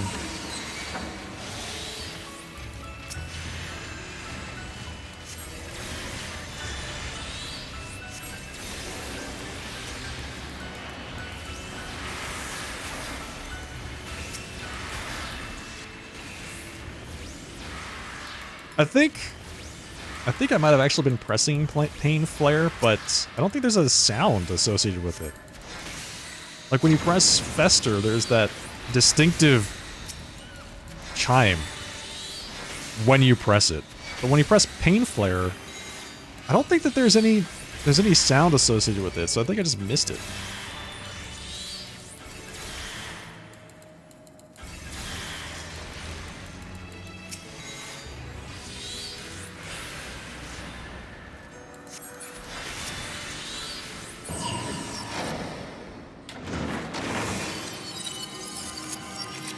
Not a fan of dungeons that have ad-based bosses. Yeah, me too. I think those are lazy. I think ad-based bosses are really, really lazy. Bellwether is... it's awful. That boss is so boring.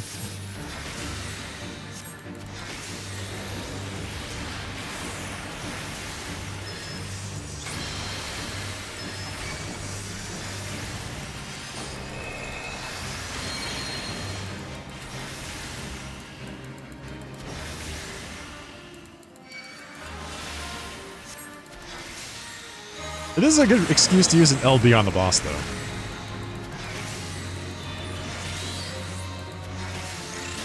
I will say that. It's a nice time to do that.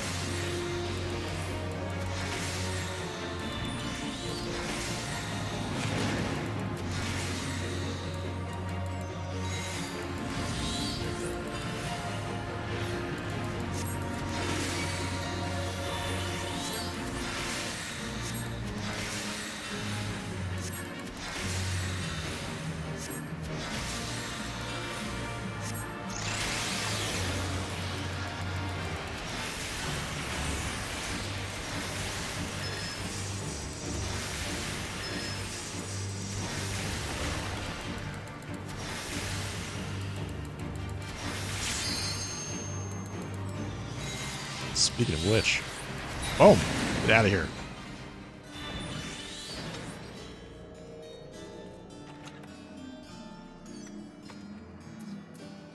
I did this dungeon so much when it was actual content.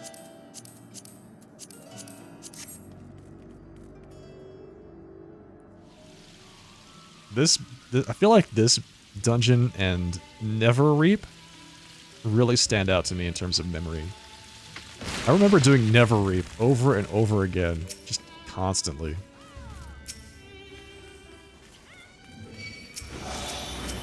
Yeah, is it the Expert Roulette? The one that has only 2 options? That makes it hard, I think.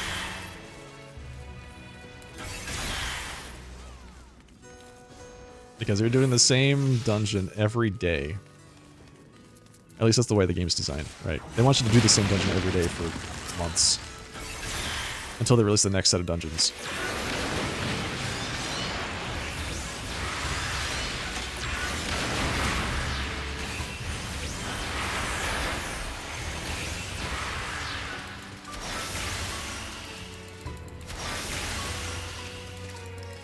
Never Reap, yeah.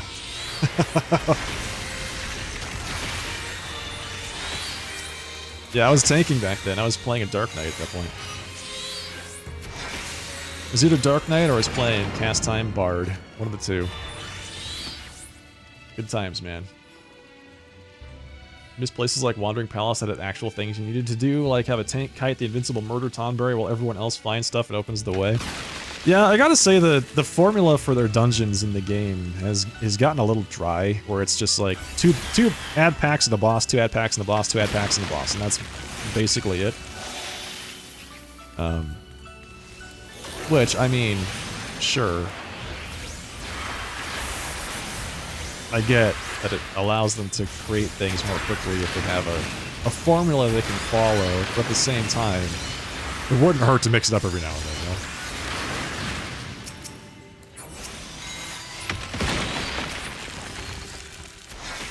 Maybe put 3 ad packs in the boss.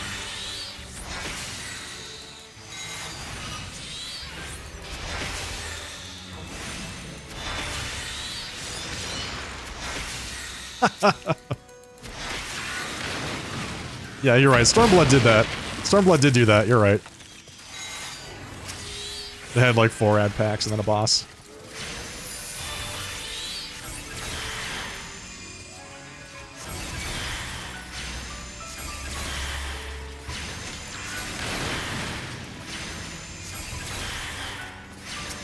Yeah, those were always a good time.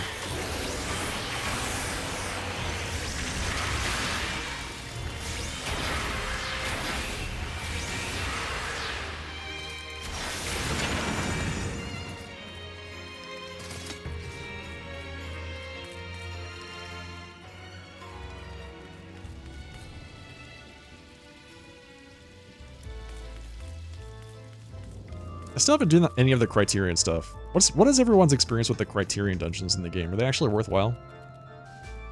Are they good? What is the reward, aside from just achievements? Or is that the only reward? Are there any cool cosmetics or anything like that you can get from them?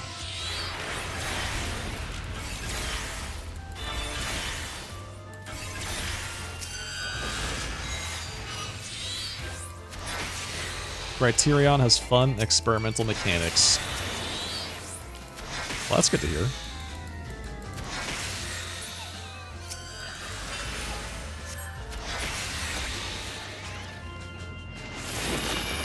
They're fun, but the rewards are lackluster. What are the rewards? The terror of Mount Gold, when people discovered you can pull all the way from the start to the boss door. That never bothered me.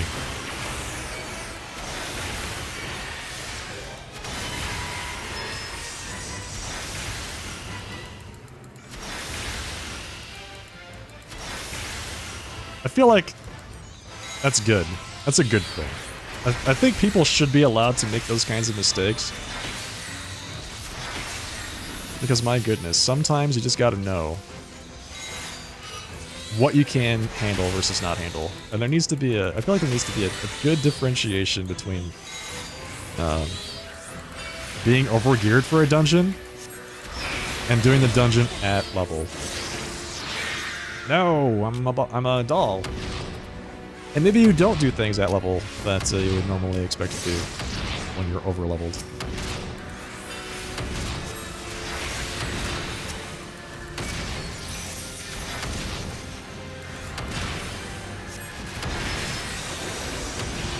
And I think that's okay to make mistakes. Pull too much, figure it out. Like, oh yeah, we actually can't pull that much. Let's back it off.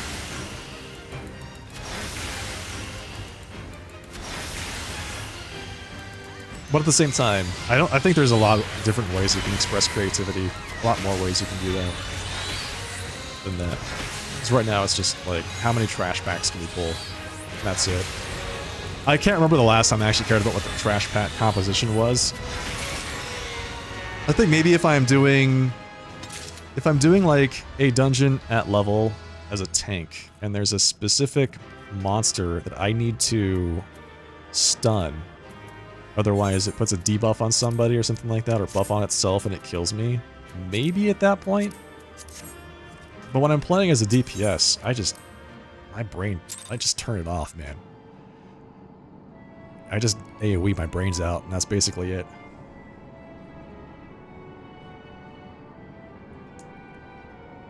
Let's see. There's a detective cosmetic? Wait, what? That sounds awesome.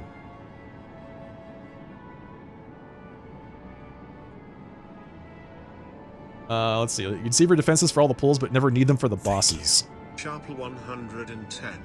RC Duke, thank you for the 55-month resubscription at the Tier 2. Very generous Tier 2. Thank you for that, RC. Welcome back. Showing off that Tier 2 emote exclusive. Sharply 110. Thanks, Duke. Bosses tend to be the least threatening thing in a dungeon. Yeah? Yeah, I would agree with that. Although, I think that's also okay.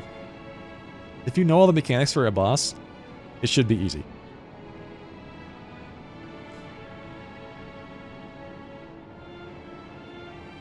You can get a mount from each, but you have to fully do all the routes. What does that mean? There's multiple routes through the Criterion dungeons? If only the pillow would actual fart at home. Are you okay? Are you having a stroke?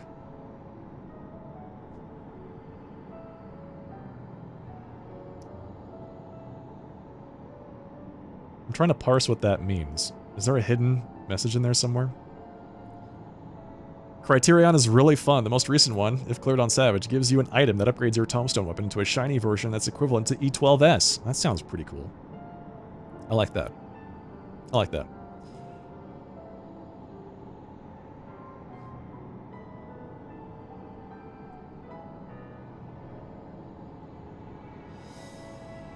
It only makes sense if you did some of the variants. Okay, got it.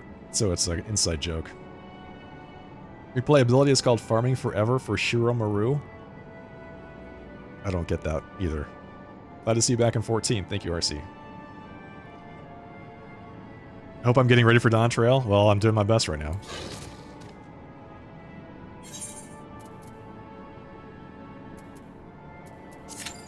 I don't want to do an Alliance raid, so I think I'm going to just queue for another 50, 60, 70, 80 dungeon. Oh, I'm so close to 84. I keep forgetting to use food. I discovered the other day that I've got food in my inventory, specifically just to use in dungeons to get myself more experience points. You think the Criterion dungeons are far better designed than the current Savage tier. The rewards are basically non-existent. You get a special title for clearing all 3 on Savage. Epic Hero. Epic Hero. Okay. Add packs in Criterion. Auto you as hard as an ultimate boss. Got it. So how do you deal with that? Do you just DPS harder and heal harder and tank harder?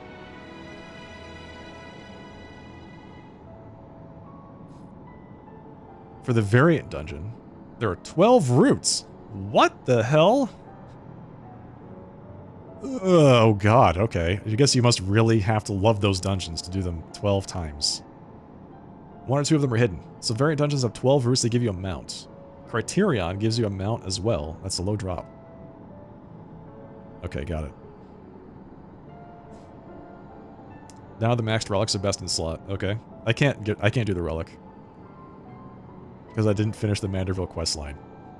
So I can't get the relic. That's outside of my scope of possibility right now. Maybe I'll try to do that, because I think it might be able to get enough tomestones to max it out. But it's going to take a long time to finish those quests. Shiromaru is a dog minion from the 2nd variant dungeon. Okay. Okay. Are you collecting those dog minions? Variant dungeons are casual. Criterion is the mid-core with mechanics. Criterion Savage is the same mechanics as Criterion, just harder DPS checks. Okay, nice. I like that. That's a pretty cool, that's an interesting progression. How do you unlock this content? Tanking in Criterion is like tanking Savage raids. Okay, so Savage raids are a boss, right? They're a boss. Dungeons are packs of trash. Are the packs of trash collectively like fighting a boss? If so, does it take you 6 minutes to kill them? Or 10 minutes? Because Savage raids take 10 minutes per fight, approximately, right? I don't quite understand the similarity you're trying to draw there. Is it just they hit hard? Is that all you're trying to say there? You'll typically single target them down if they pull multiple in a pack, and you cycle your mitigations a lot more for them as a tank. Okay. Got it. So you single target damage instead of AoE. In Criterion Midcore, you get a checkpoint on each boss clear with 3 bosses.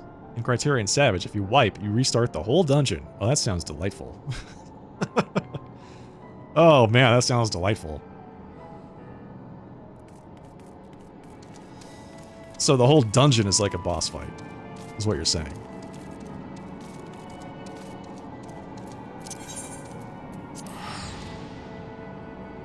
Okay, I think I'm done with this music for now.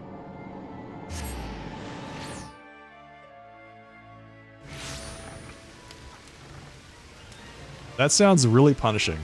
Generally speaking, dying is enough of a disincentive. Just the act of dying is enough of a disincentive to prevent people from doing it. Layering on top of that and saying, well, you died, now I have to start the whole thing over again. I'm not a huge fan of. So it feels like I waste time if I do that. It's a lot of wasted time. You just fail right at the end. And it makes it really hard to practice later mechanics, right? If they introduce new mechanics in the Criterion Savage, then it would make like later ones really, really challenging to practice, in which case your odds of failure go way up, and then you end up spending a lot of time just redoing the same content over and over, which is exactly how Savage raids and raids in general are designed. So If they consider the whole entire dungeon a boss fight, that's like a 30-minute, 40-minute boss fight. I don't know if I'm down for that, but I haven't tried the content yet, so I can't really say.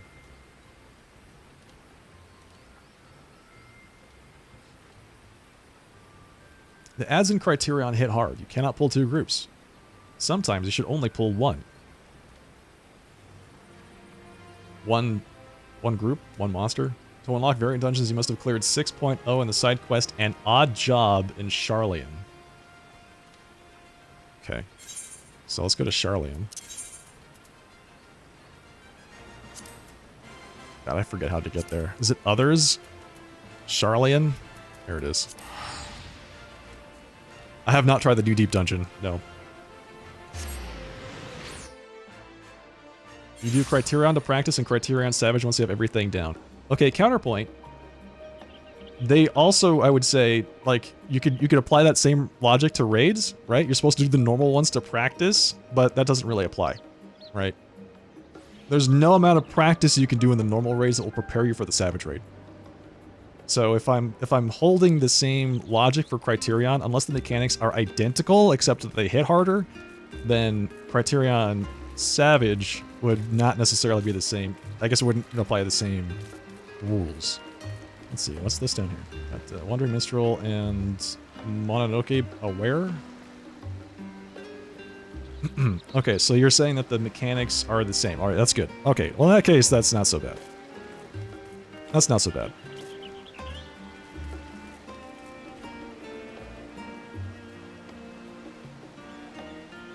Is the unlock quest for the second variant dungeon. Alright.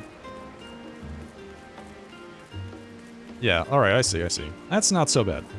I can get behind that. Stranger from Paradise? Are these two both Criterion? Or variant, or whatever? Something about hard dungeons. Criterion normal or actually savage. Savage mode is just extra diff because it's no deaths. Okay. I see the difference here. If I were to draw a concrete parallel between Criterion difficulty tiers and Savage and Raid difficulty tiers, it sounds like Variant is normal, Criterion is Savage, and Criterion Savage doesn't exist. There is no parallel there. I can't even imagine what that would be. Like, it would be, what, doing Savage, if doing all 4 Savage bosses, and if you die once, you have to go back to the first boss? Is that the parallel I'd have to draw there?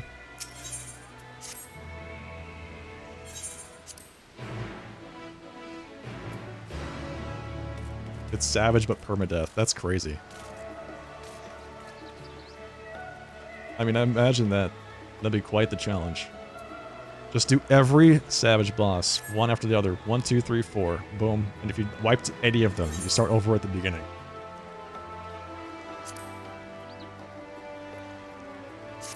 I shouldn't be saying this out loud, because I guarantee they're going to do something like that in the future. But, like, imagine you could have ultra hard difficulty. Savage plus, you know? Savage hardcore.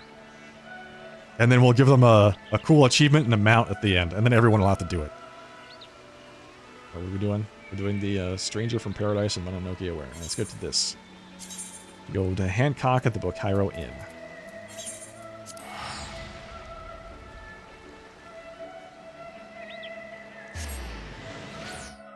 Ultimate? Yeah, I guess it would be ultimate. Yeah, you're right. It's ultimate. Because that's effectively what ultimate is. It's all those bosses strung together, and then if you die, you have to start up at the beginning, and it's 15-minute just grind fest. And you're right. That's a good way to think about it. Thank you.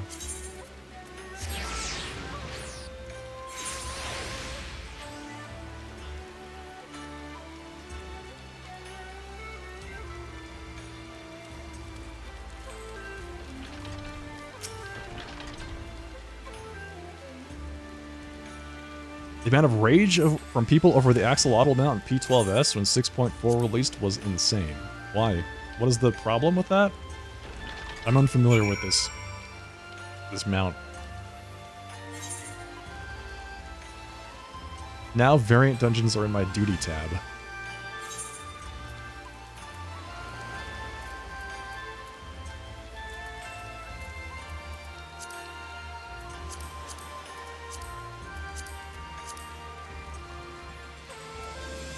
Where are they? Sorry. What do I click on?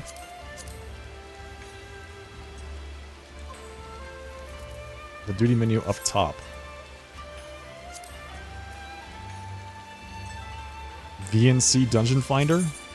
Oh, look at that. Isn't that cute? Select 2. Variant Ultimatum. Variant Cure. So you get variant actions, variant raise, rampart, cure, and spirit dart.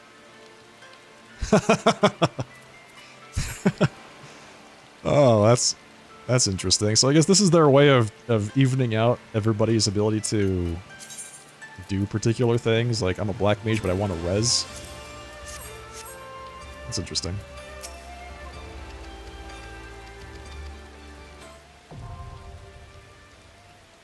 Variant Dungeon Mount Rakan. Okay. Okay. Enter Mount Rakan. Alright.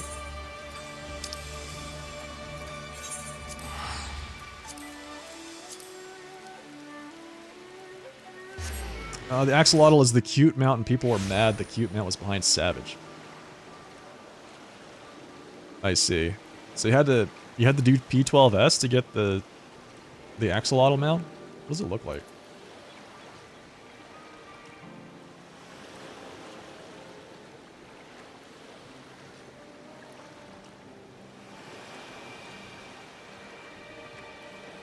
Yeah, that's pretty cute. Damn. This thing is behind a Savage raid? I mean, the other Savage raid mounts are so hardcore, right? Like, that seems a little bit weird to put that as a Savage raid mount. Is that at all indicative of the raid at all? Like, representative of the raid? I think the what was it? I honestly really liked the Rama mount. Welcome to the final days of Amarant. I thought the Rama mount was peak. Peak mount design.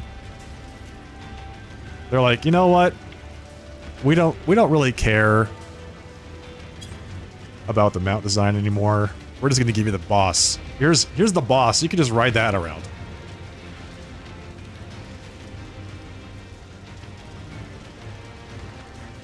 It's based on the idea of creation of creatures.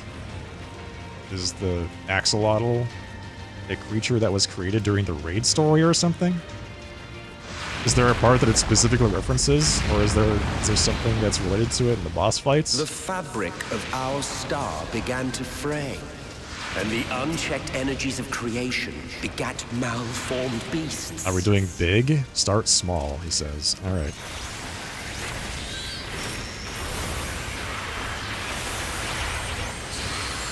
I'm doing it again.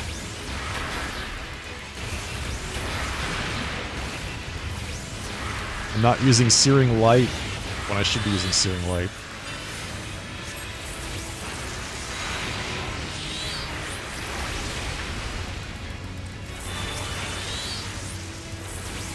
Post a flavor text of the mount? Sure. If you want to. If you think it'll help. Let me just say that. If you think it'll help the conversation, go ahead and do it.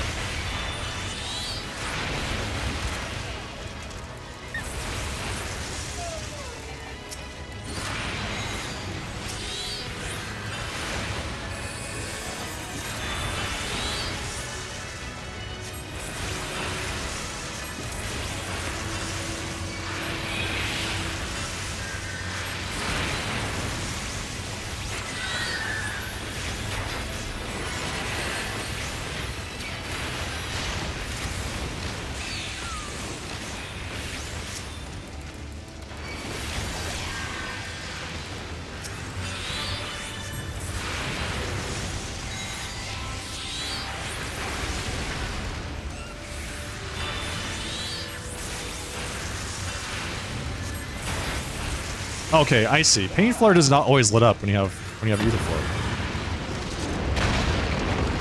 Pain Flare is not always lit up. I was like, why is my Fester lit up, but my Pain Flare is not? And I had one stack of Ether Flow, and I'm sitting there staring at it. But I guess Pain Flare and Fester don't light up at the same times? Seems a little bit weird.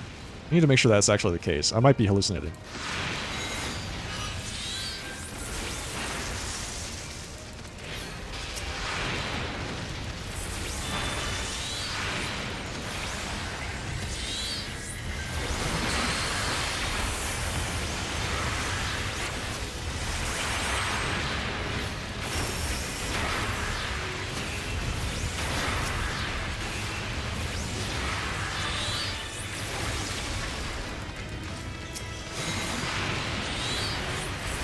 Is he using Physic? You mean the healer? I don't know. I'm not paying attention to what the healer's doing.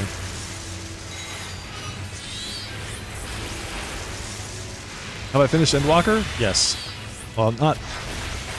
the whole, like... MSQ that has been...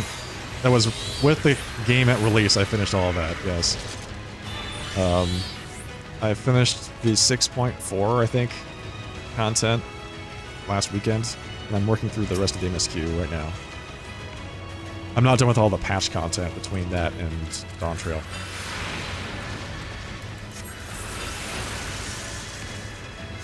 If that makes sense.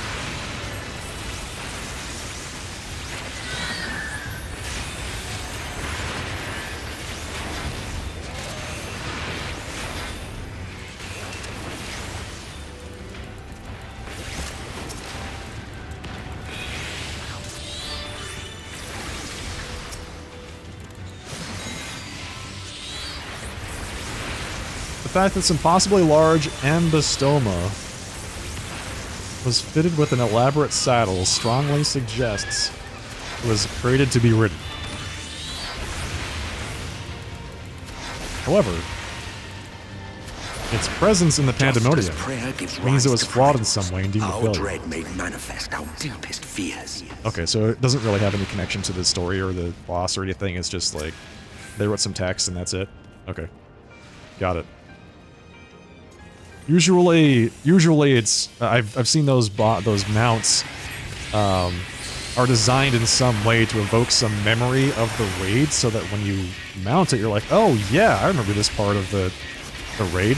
This reminds me of this boss somehow, you know? In this case, it's like they just added some flavor text.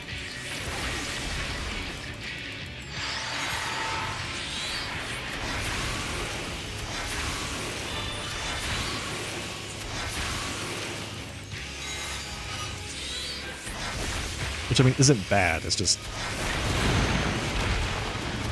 not what I would have done.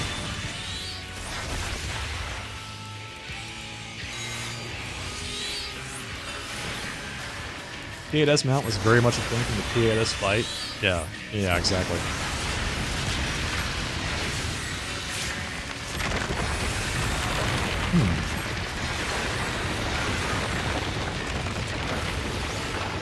Seems as though people are dying.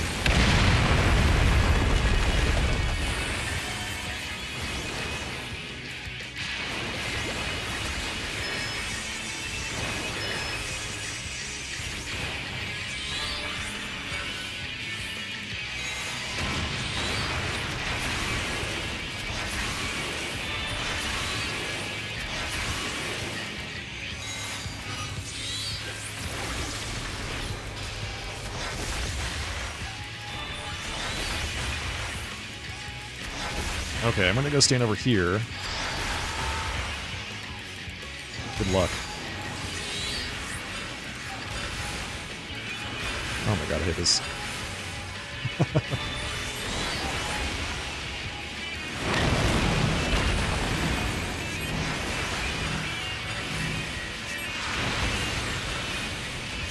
Oh, I've got the Bahamut.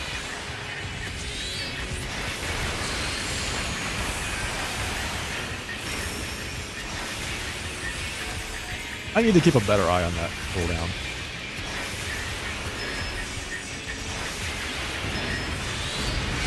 Oh! Ha!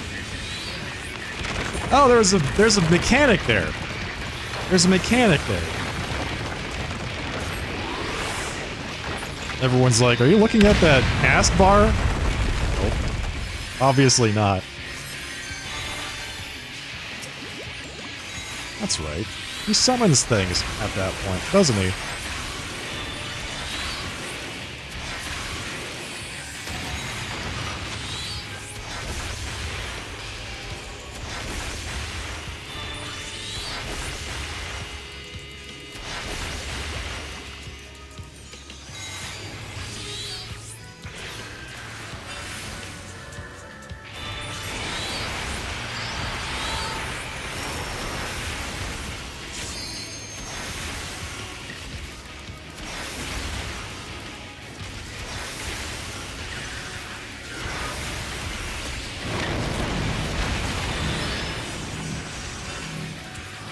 Oh god.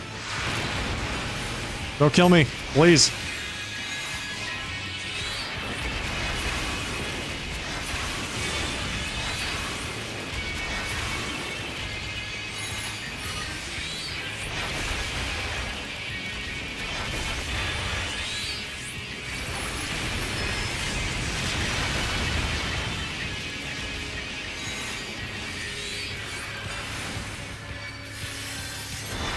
One of the major themes of the Pandemonium raids here is the creation of creatures in Elpis. Yeah, okay, we got that. The P8S mount was very much a thing from the P8S fight. What was that mount?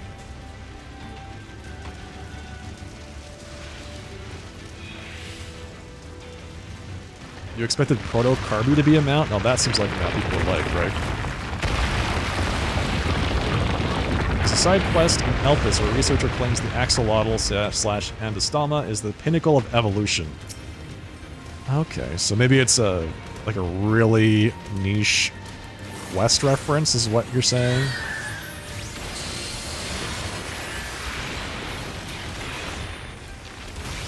I'd buy that. I actually would buy that.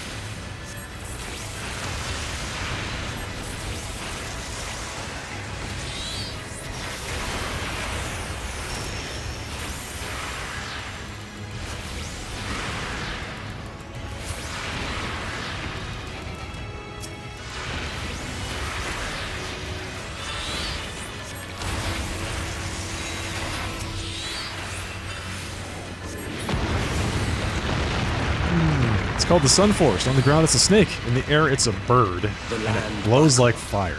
The cities burned. That sounds awesome. The waters ran red with blood.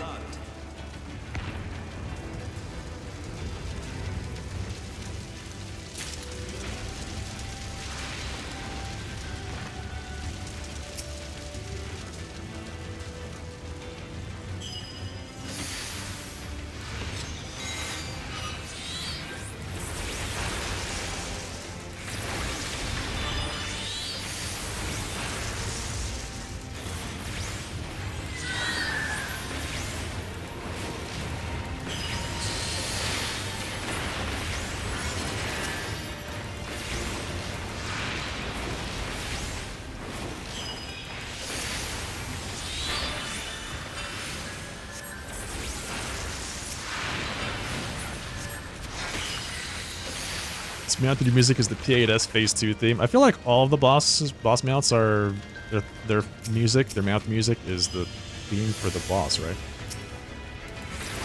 Is there a case where that's not true?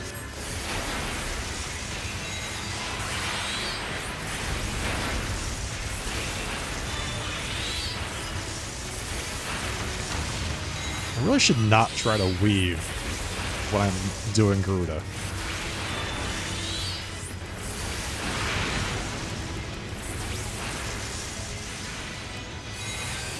Yeah, I think that seems pretty consistent, at least.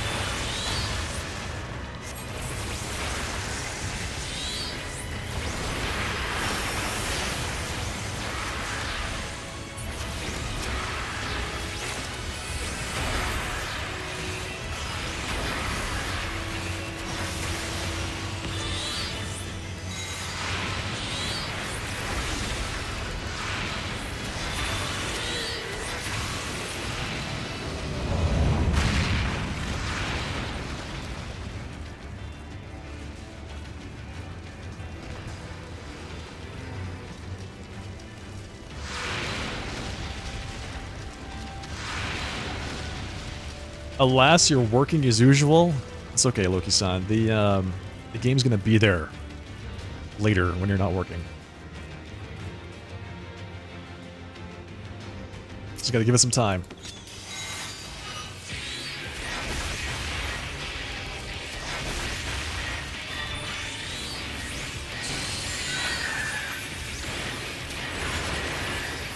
Ah, I actually pressed the buttons in the right order that time. I'm very proud of myself.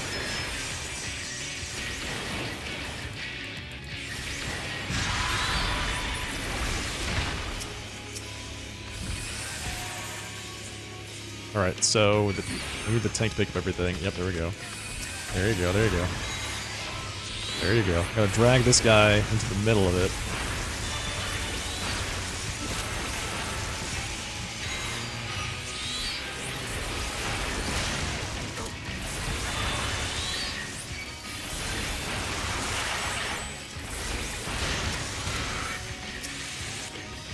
What's that guy doing out there? That one Terminus Crier just out in the middle of nowhere. Living his best life. I love it. Oh, whoa! Whoa! Whoa!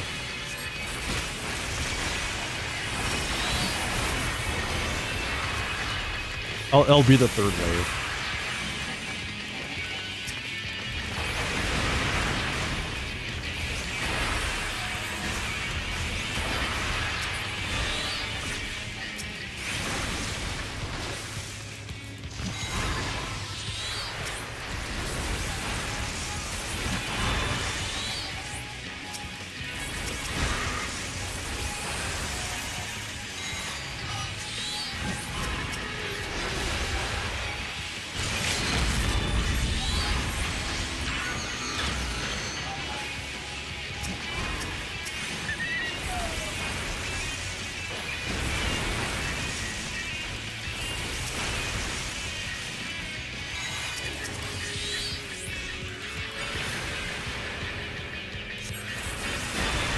Volatile superiority and all that?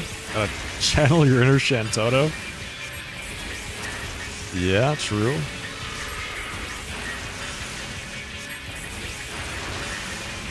Final Fantasy XI.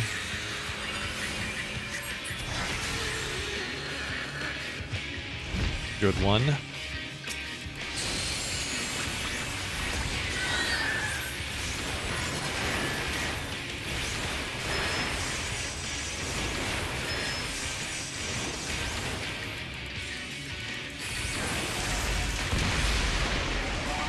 Yet this is far from the worst of it.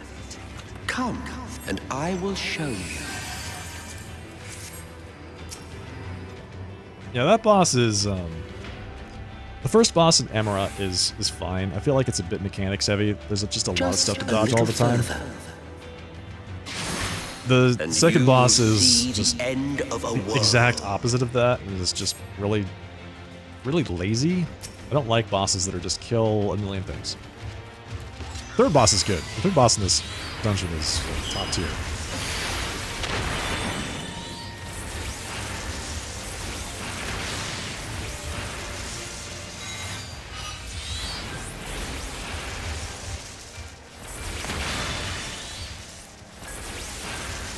The fearsome splody chicken. Yeah, exactly. I don't know, maybe somebody was just really afraid of chickens.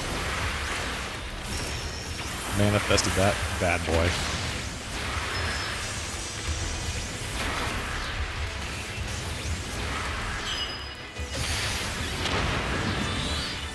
It's like the Stay Puft Marshmallow Man. Now I shall make your greatest fears manifest. Oh my god. Sorry guys, I was just really hungry. Just wanted some chicken.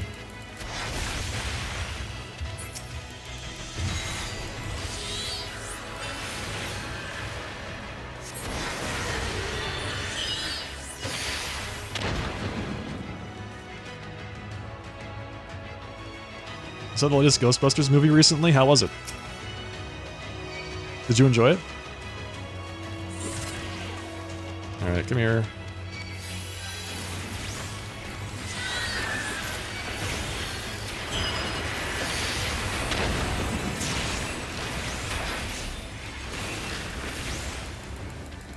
Pretty good. Exceeded expectations. I saw the first one of the new Ghostbusters. I thought it was okay. The special effects were pretty good. Speaking of which, I've been going back and watching some movies from like the early 2000s, late 90s, early 2000s. I feel like movie special effects have gotten either barely better or actually just worse every time.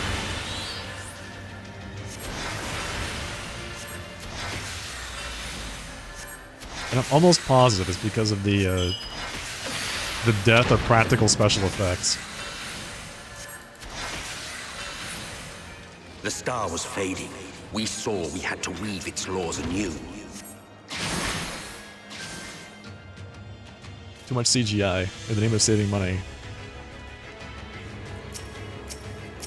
Oh man, yeah, I don't know if it's about saving money, but yeah, it's a bit much sometimes. What have I watched lately in terms of that? The one that stands out the most to me, I don't know why, is Total Recall. Which, I mean, if you go back and watch that movie, the special effects are really, they like really look dated, but they've got this earnestness to them that makes them seem really good. I guess the canonical movies that I'm thinking about that have like amazing, like really good special effects, even to this day, are of course the Lord of the Rings films. Oh my god, the things they were able to pull off back then. Suspension of disbelief was so easy with those films, for me. Usually it's pretty difficult for me to suspend my disbelief, especially when I'm looking at really obviously fake special effects. Dune is really hard for me to watch because of that. And I think that a lot of people really love Dune. They think that the new Dune films, and they think that it's, you know, they're really, really good. I have a hard time with the special effects in those films because they're like obviously fake. They're so obviously fake. It's really hard for me to get immersed.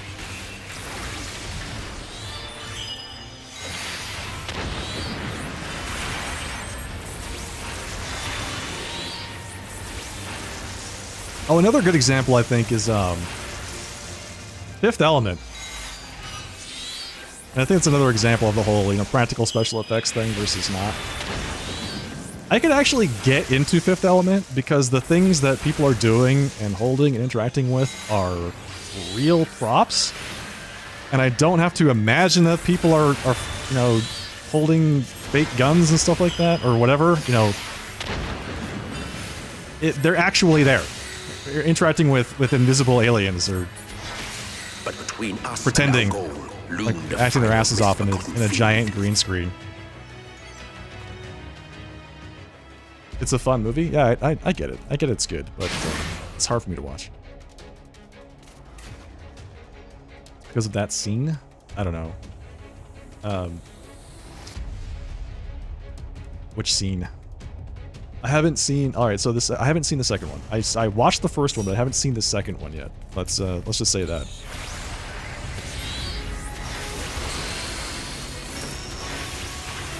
specifically for the reason that I just said.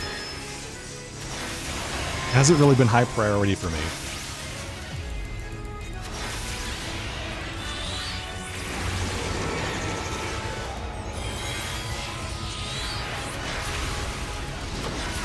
I also was anybody else kind of like disappointed when they went to go see Dune and they were expecting the whole movie and it just turned out to be the first half of the movie? Or maybe the first half of the book? I was expecting the whole thing. And then it was just the first half. And then there's the second one.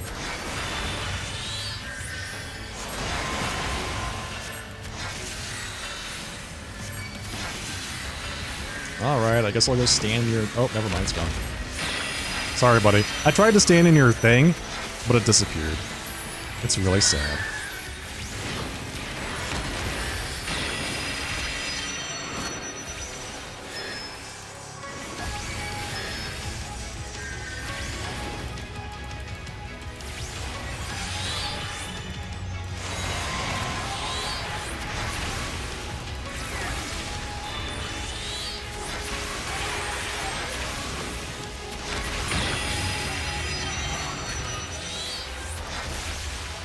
Lord of the Rings movies knocked out of the park?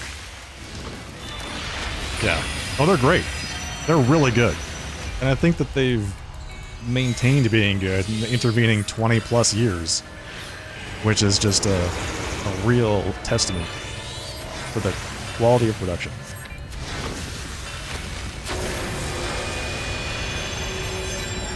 Like, I look back at those things and I think to myself, there's no way this movie was released in 2001. It's actually not possible. Or was it 2000? 1999? I forget, but either way, it's like... What? How's that even a thing? Just look at it. It looks amazing.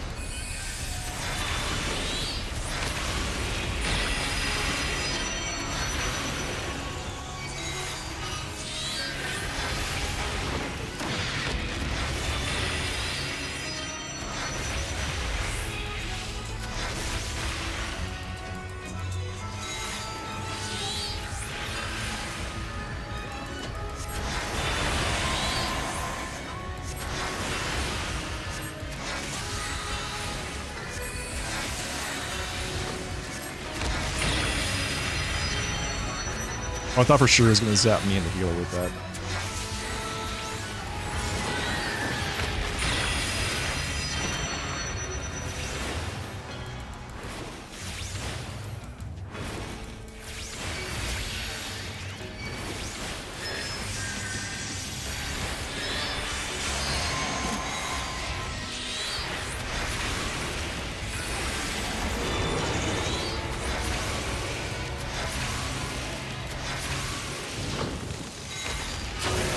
Sharon Stone. But not from Total Recall. Oh, you were thinking of the Basic Instinct scene. Okay. Yeah. Yeah. No, not that one.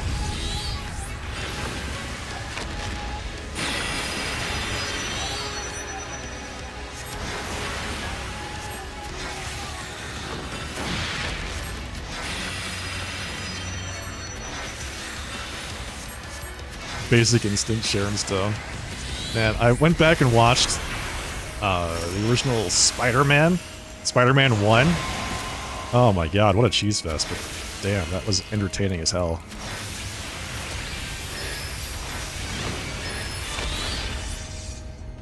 Spider-Man 1. Sam Raimi. Ooh. Just exceptional cheeseball factor, but very entertaining for the time.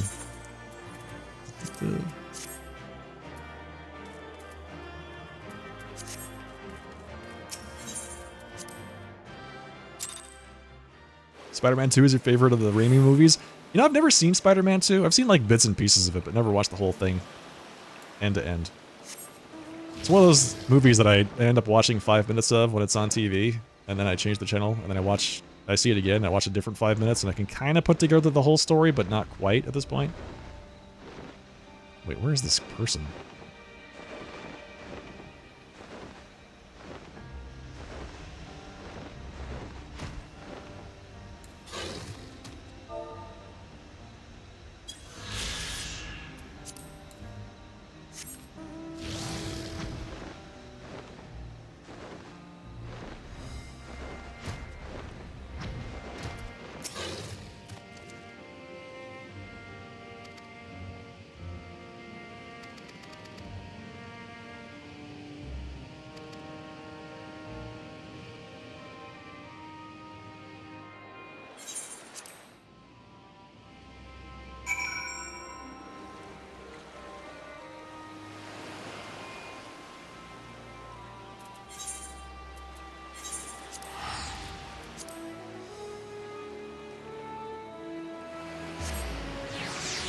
The writing is super bad for most of newer movies. They always feel like cash grabs rather than quality products.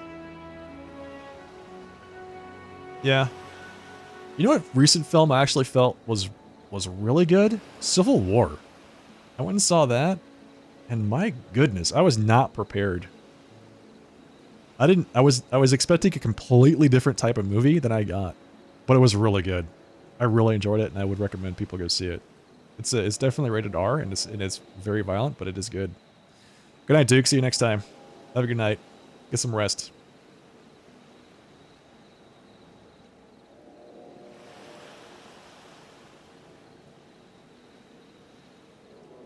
Spider-Man 2 is one of those movies where the sequel is better than the original.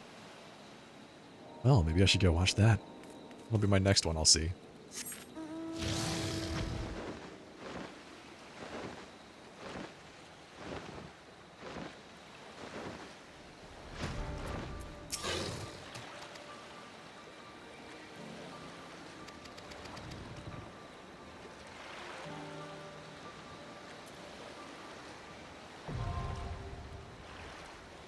Alo Alo Island is now available. Cool.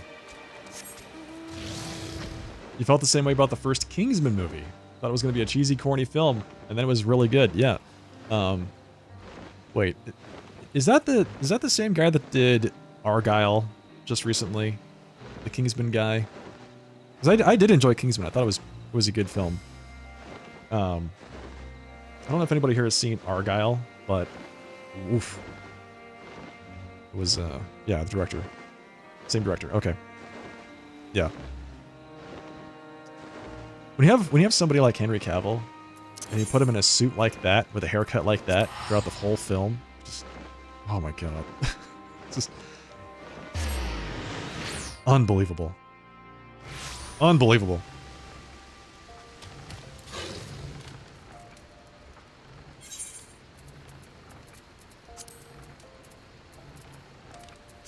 Okay, so now we have access to some... What are they called? Variant dungeons? We have access to some variant dungeons. 3 of them.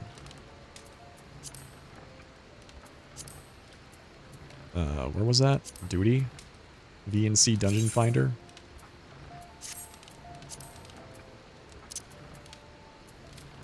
Put that right there. Alt F. What about the skating scene with the oil? I mean, the film was full of, like, set piece sequences. It was very pretty. It was very pretty to look at. It is not what I would consider to be a quality film. It was much more on the line of junk food, I would say. It is a junk food film.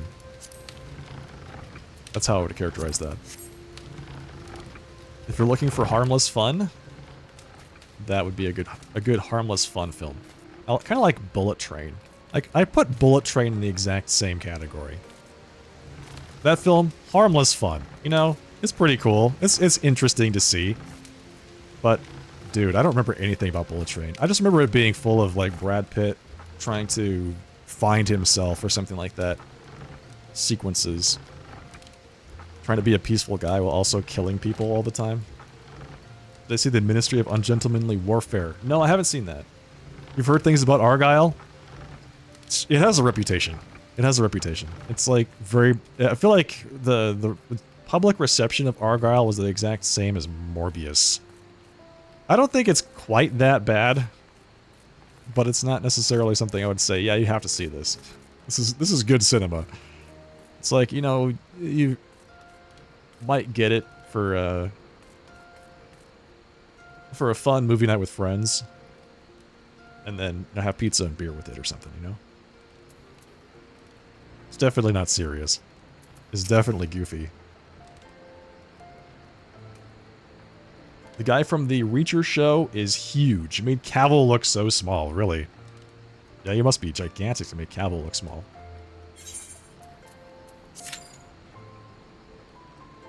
You loved the bonding moment of Rockwell teaching her how to break someone's neck. That was cute. Yeah, I did like that part. I mean, the film's got its good parts. Yeah, definitely. It has its good sequences. But it's so goofy.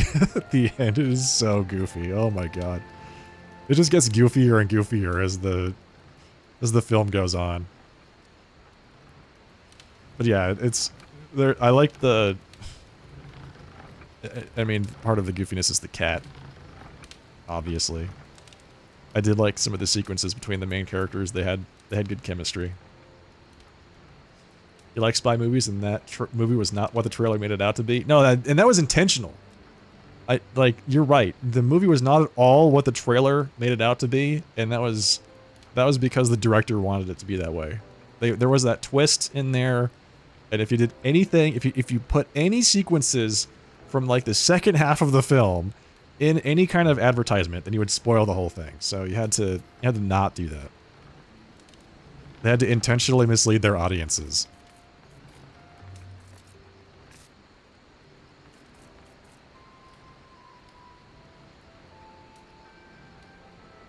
You're talking about Ministry of Ungentlemanly Warfare? You talked about that film. Was not like the trailer. I would say the same thing holds for Argyle, though. I don't take back my statements.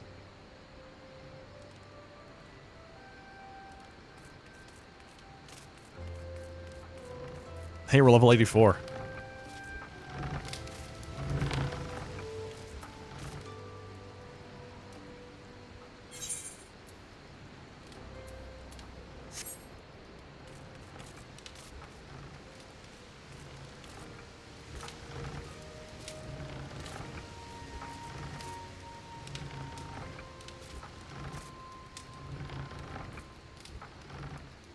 You were talking about Argyle. Okay. Oh, I see.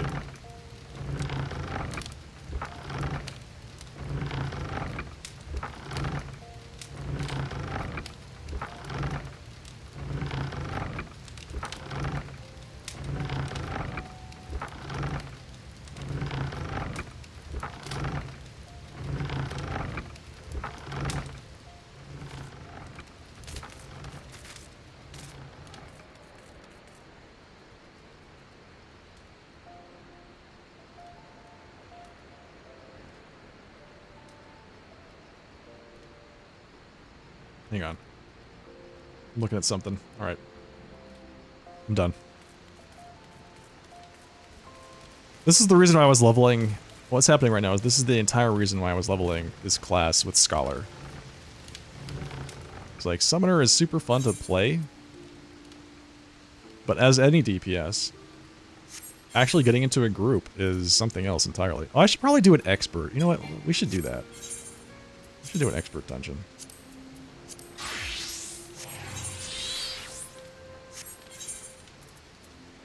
Never mind. Level 90? Do I get tomestones for that? I can't do expert yet. Because I have not yet done Lunar Subterrane. I have to do that dungeon. I have to do that dungeon to progress my MSQ. Do trust dungeons give the same experience? Don't know. I think it's, yeah, I think it's the same. I think total, overall. Yeah. But then you lose the human element. Yeah, I'm definitely going to try out Pictomancer. I think it's less likely that I try out or get involved with Viper. And, I mean, my melee jobs in this game are not super high level.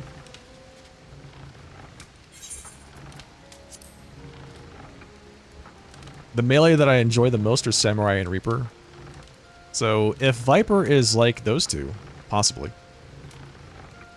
Reaper's really fun. If I were to melee, I think I would main Reaper. Although Samurai is super fun too. Samurai is good. I like the complexity of the Samurai rotation. There's a lot to keep track of with this class. Reaper has some of the best and most satisfying animations in the game. They did such a good job designing this class. It's so good. Ninja is awful. You think it's worse than Red Mage. Why do you hate Ninja? Wait, why do you think Ninja is awful? Is it because of all the off-global cooldowns?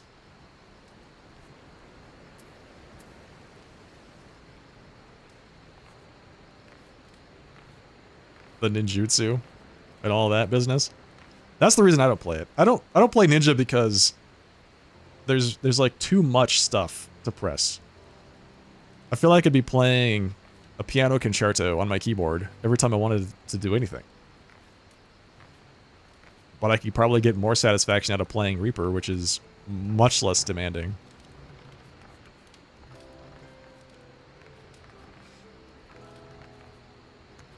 Does Ninja still have Trick Attack? Is that still a thing? I guess I can't look at that now. It does? Okay. The ninjutsu is terrible. Alright, got it. Ninja has a steep learning curve, but it's easy once you know it. So you're saying you just have to develop the muscle memory and then you're good to go?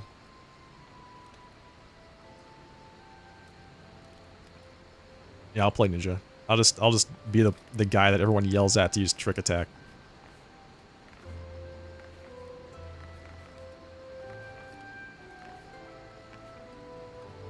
Hello, Jersey Bish. Welcome.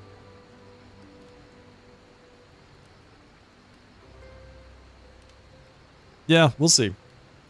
We'll see whether or not I give Viper a shot. It depends on where on the melee spectrum it lands. I definitely will try Pictomancer, especially now that I know that it doesn't have a res. It's the second caster class with no res, right? So I feel like I have to give it a shot. Almost, I'm obligated to, out of solidarity as a no-res bro.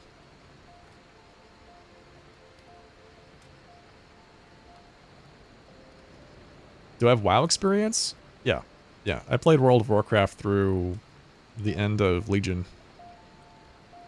Which, at this point, was many, many years ago, but yes, I played World of Warcraft almost non-stop from the beginning of Burning Crusade through the end of Legion.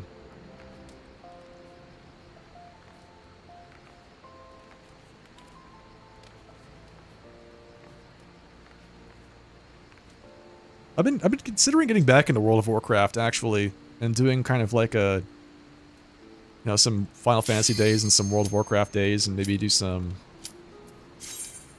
Guild Wars days in there every now and then. I think I'm done with New World for the time being until they dramatically revamp that game. I've basically done everything in New World at this point.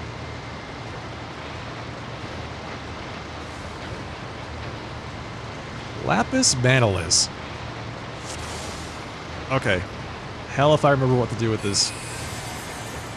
I think things spawn on this truck, right?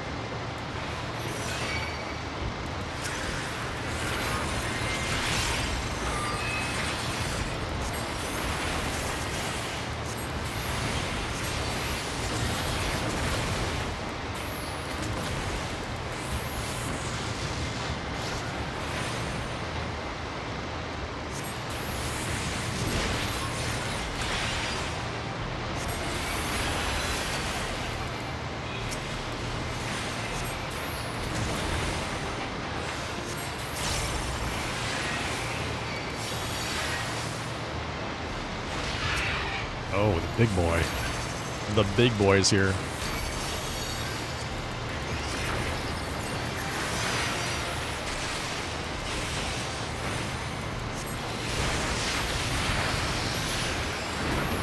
Hey, Demon.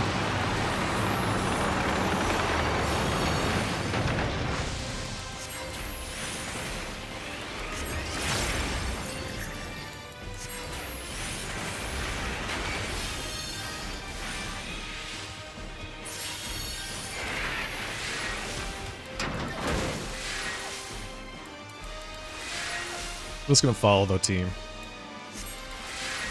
This never goes wrong. You got all your skills to cap in New World and decided that you didn't want chest farm for items. Yeah, that's basically it, you know. The end game is very limited.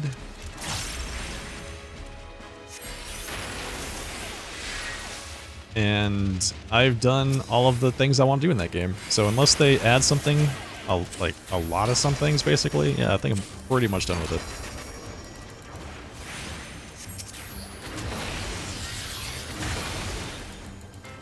How goes the summoner leveling? Pretty good. Level 84, I think, right now.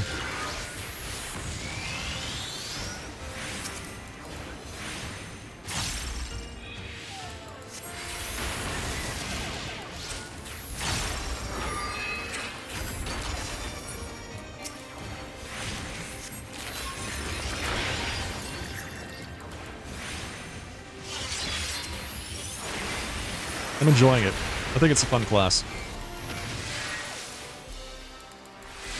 Having a good time with it so far.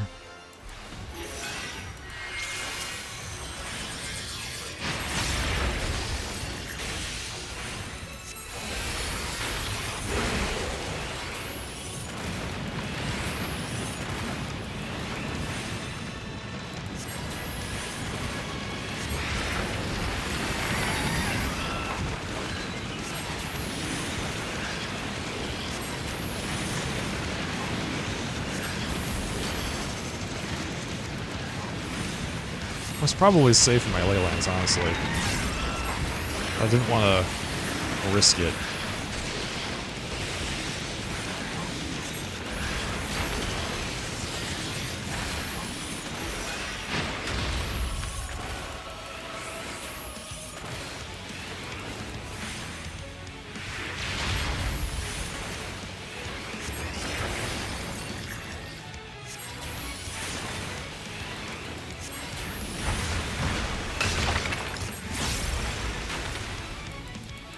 Okay, this looks bad. People aren't moving, so I'm just gonna go ahead and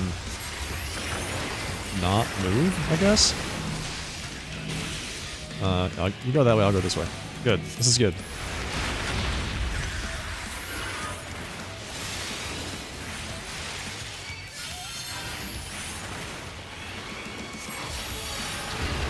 This is fine.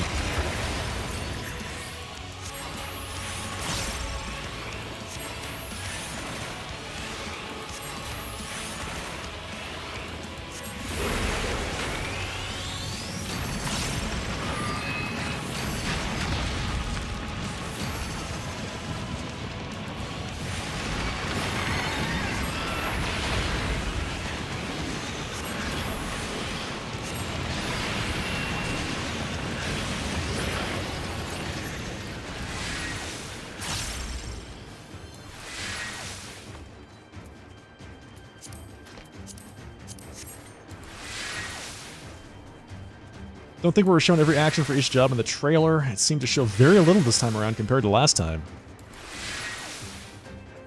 Yeah, we'll see. I feel like the job action trailer usually just leads to a whole bunch of, like, baseless speculation about many aspects of the game. So I tend to take everything I see in the trailer very, with a huge grain of salt. Huge.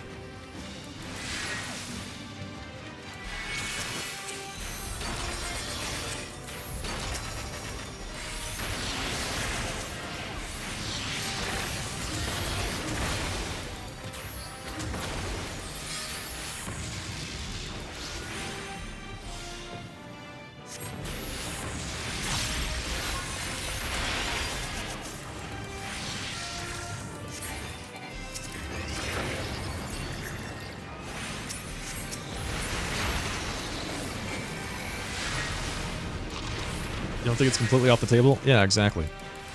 That's exactly what I'm talking about. I will always wait for patch notes or some kind of first-party confirmation about how things work, or will work, or plan to work, before I make any definitive statements about anything.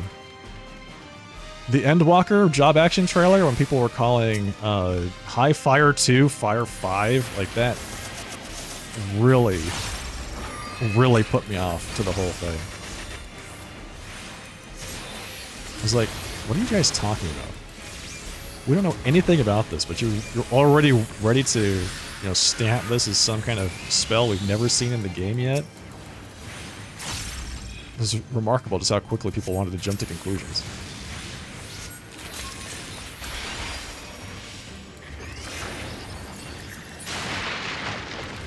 So yeah, I will watch the trailer and I'll probably just take it for completely face value. Speculation is not what I do on this channel. Galatea Magna. Ah, I don't remember anything about this boss. Exciting. Most of society so far. Well. So we're supposed to move in for that, apparently. Good, good.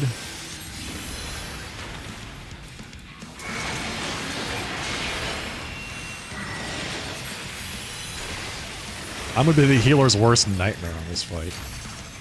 Because I don't know what to do.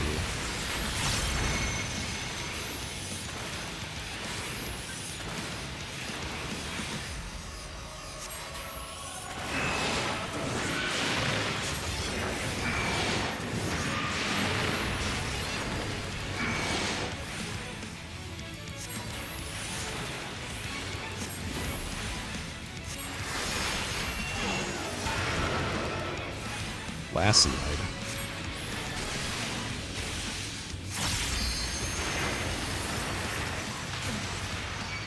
Am I supposed to stand in that thing? Oh shit. Sorry, dude. My bad. Was I supposed to stand in that? Seriously? Damn. I was like in it, and I decided not to stand in it because I wasn't sure.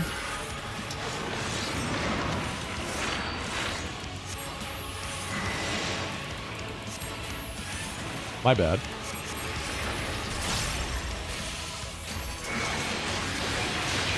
Seriously, man?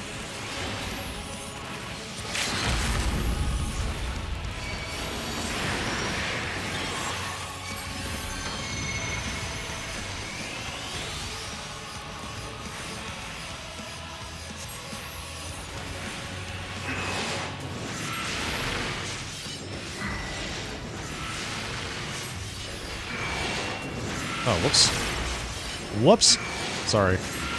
Like I said, the healer's worst nightmare.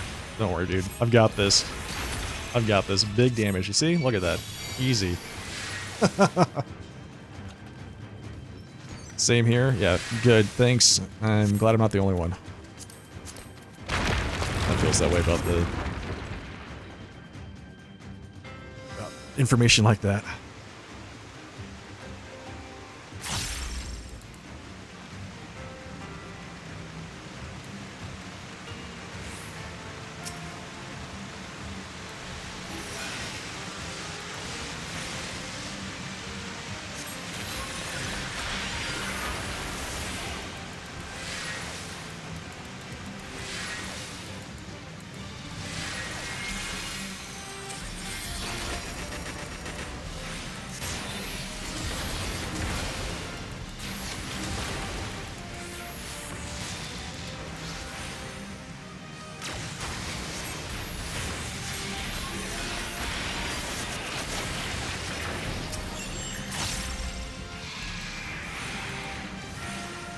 Eh, whatever. Blizzard 4, it's fine. Blizzard 4 is fine.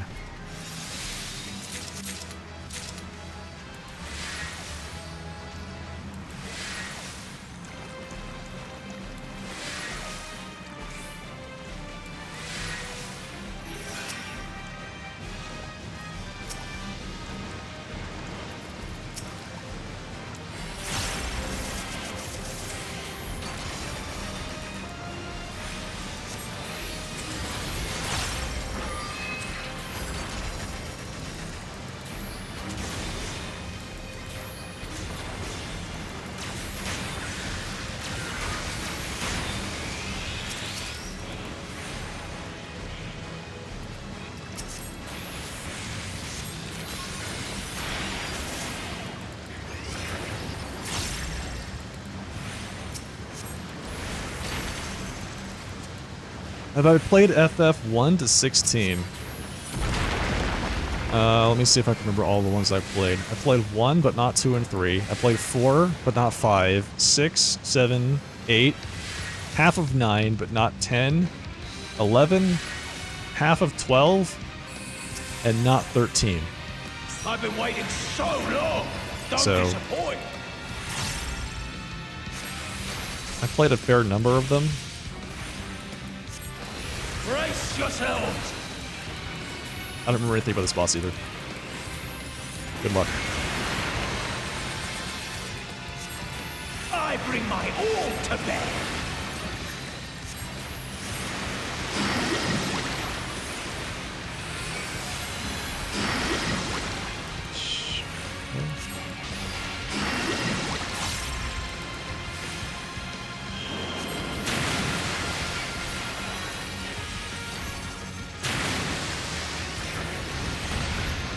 You bitch.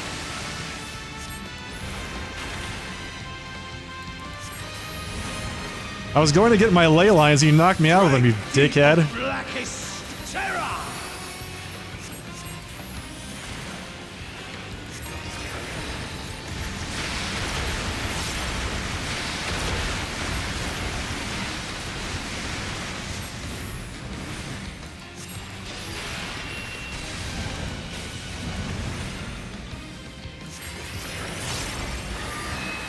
Wonder how you'll taste.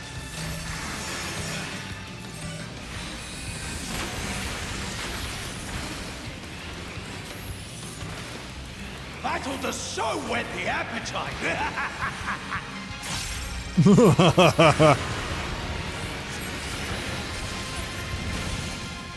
A lesser curse tile will be upon you when this effect expires. What does that mean?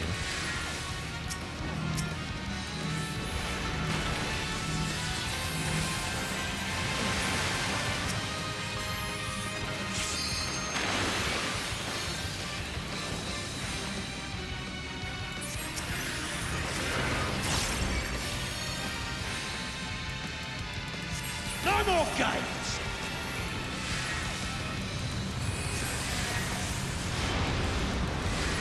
Played 1 to 10 at least once a year? Couldn't get through 11 because it's so outdated. Yeah, 11's hard to play. There are some folks that really like 11. What? That's not And right. I played 11 a lot too, back when it was first released, but I find it really hard to play now. How do you like this?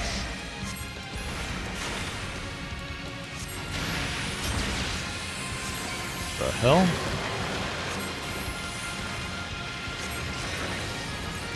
Okay, I guess we're supposed to face those outward. Got it. Because, you know, of course we are. Whatever. Whatever.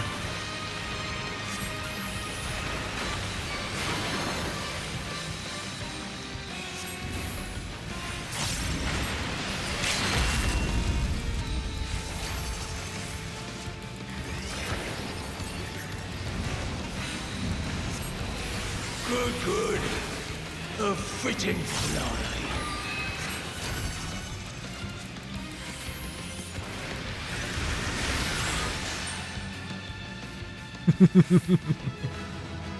Don't mind me, just AoEing all of my buddies.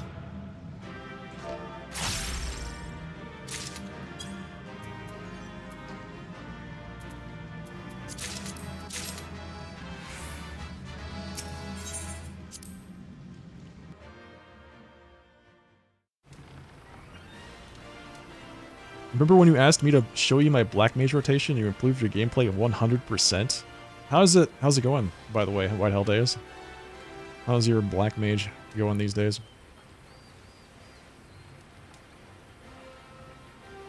Let's see. You thought 12 was meh? You can't finish 13 because it's so bad?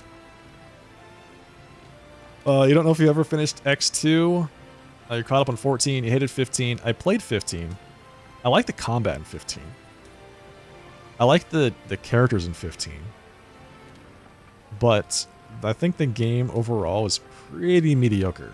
Like, none of the pieces actually fit right. You know, the characters and the characterization were cool. Like, I really liked Arden, and I liked Noctis and Gladio and the boys.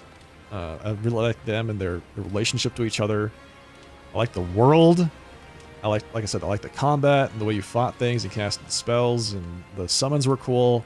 Like, everything in that game was really cool, except the overall impression I got when I was finished with the game was like, that's it? You know, I played this game for like 50 hours and I feel like I just got started.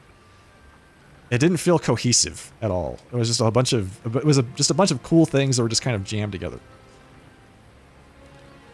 Oh, 16 I haven't played yet, so I can't really give an opinion on that. You stopped playing about a year and a half ago, putting more time into your life. Got it. I hope that's working out for you.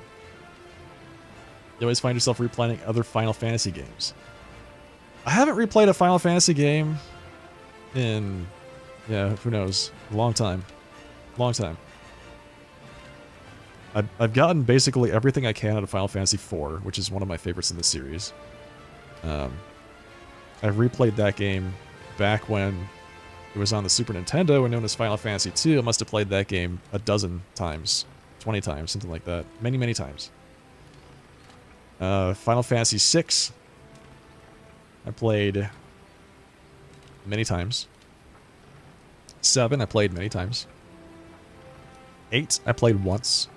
At that point, I feel like I got to there was like this shift in my life where I will play a game one time and then I want to play something else because I don't have enough time to replay a game more than once.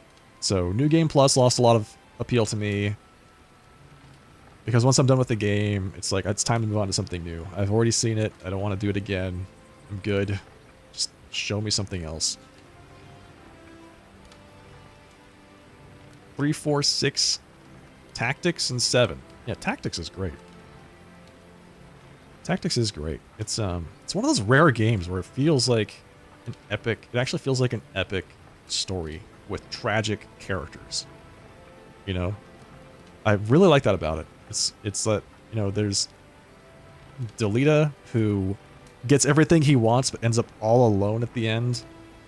I think is such a great way to tell a story, and it's not something you see a lot of in other Final Fantasy games, and I think it's really unique to that style of game. Let's see. Final Fantasy IV is your favorite too? Yeah, it's great.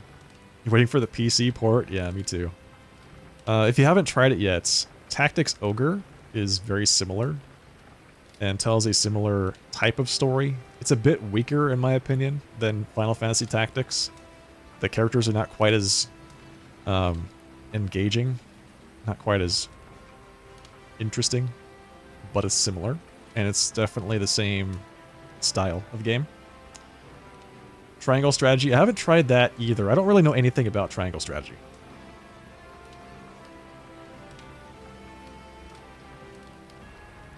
Yeah. It's hard to find games with the, like, really epic storytelling style these days. It's like Game of Thrones, Final Fantasy Tactics. What? Triangle Strategy? Interesting. You want a PC port of Tactics Advance? I think we've had this conversation that you're like really into Tactics Advance. Yeah. I remember that. That sounds familiar. Game of Thrones, Final Fantasy Tactics. Huh, interesting. I mean, there are times when I'm interested when I want that kind of story. And there are times when I want something a bit lighter. But it's good to have them in your back pocket. It's hard to tell those kinds of stories well, I think, in like a game format. Which I think is one of the reasons why Final Fantasy Tactics stands out so much, is that it does a really good job of that. Well, I finished that dungeon without taking too much damage. But, you know, fighting bosses that I haven't actually done in over a year, if not longer. It's probably been a year and a half. I think I might have done that dungeon twice before today.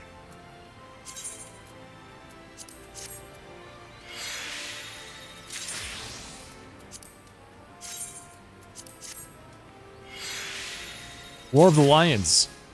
good upgrade for it. Yeah, I only ever played the vanilla version. Back on the PlayStation.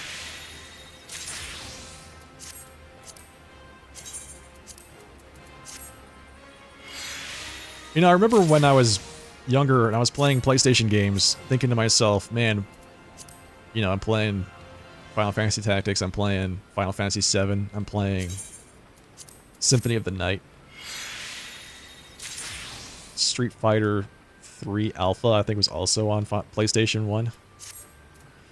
And I remember thinking to myself, I can't imagine what games in the future are going to be like. They're going to be so like what we're getting now, but better, right? We're going to get a better version of Castlevania Symphony of the Night, which of course never happened.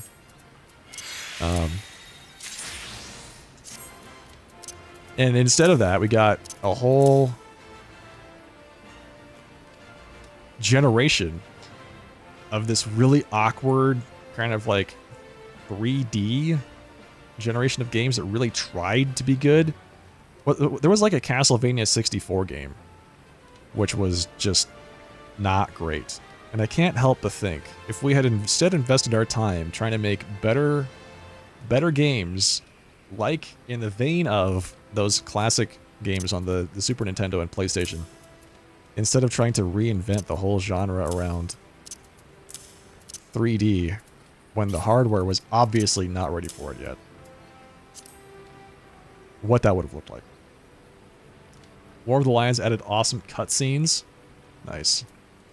I hear they also redid all of the, War of the Lions redid all of the dialogue into this very Shakespearean style.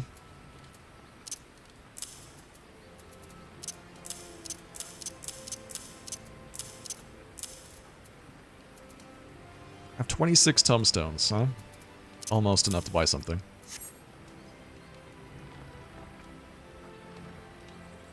Alright, folks.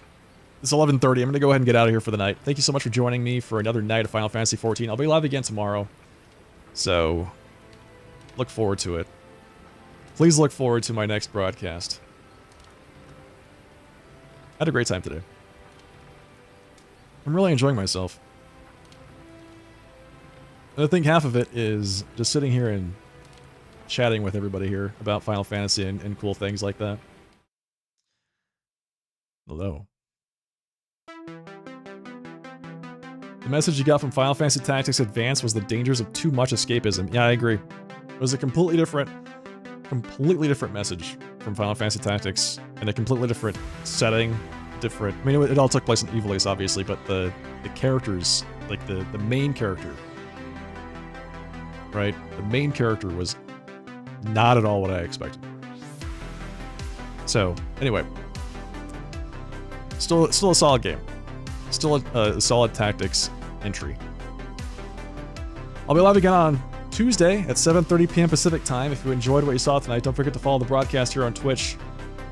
We're at 5,001 followers on Twitch. 5,001. We gotta pump those numbers up. I'll do what I can on my end to make content that encourages people to follow. There are the rest of my links right there. Twitter.com/SharpDressTV is my handle on that site. Discord, YouTube. Jump into either one of those. Discord if you're interested in joining the community. YouTube if you want to check out the rest of my content. And that'll be it. I'll see you all tomorrow in less than 24 hours. In the meantime, folks, have a great rest of your night. Have a fantastic Tuesday, and I'll see you all next time. Good night. Take care.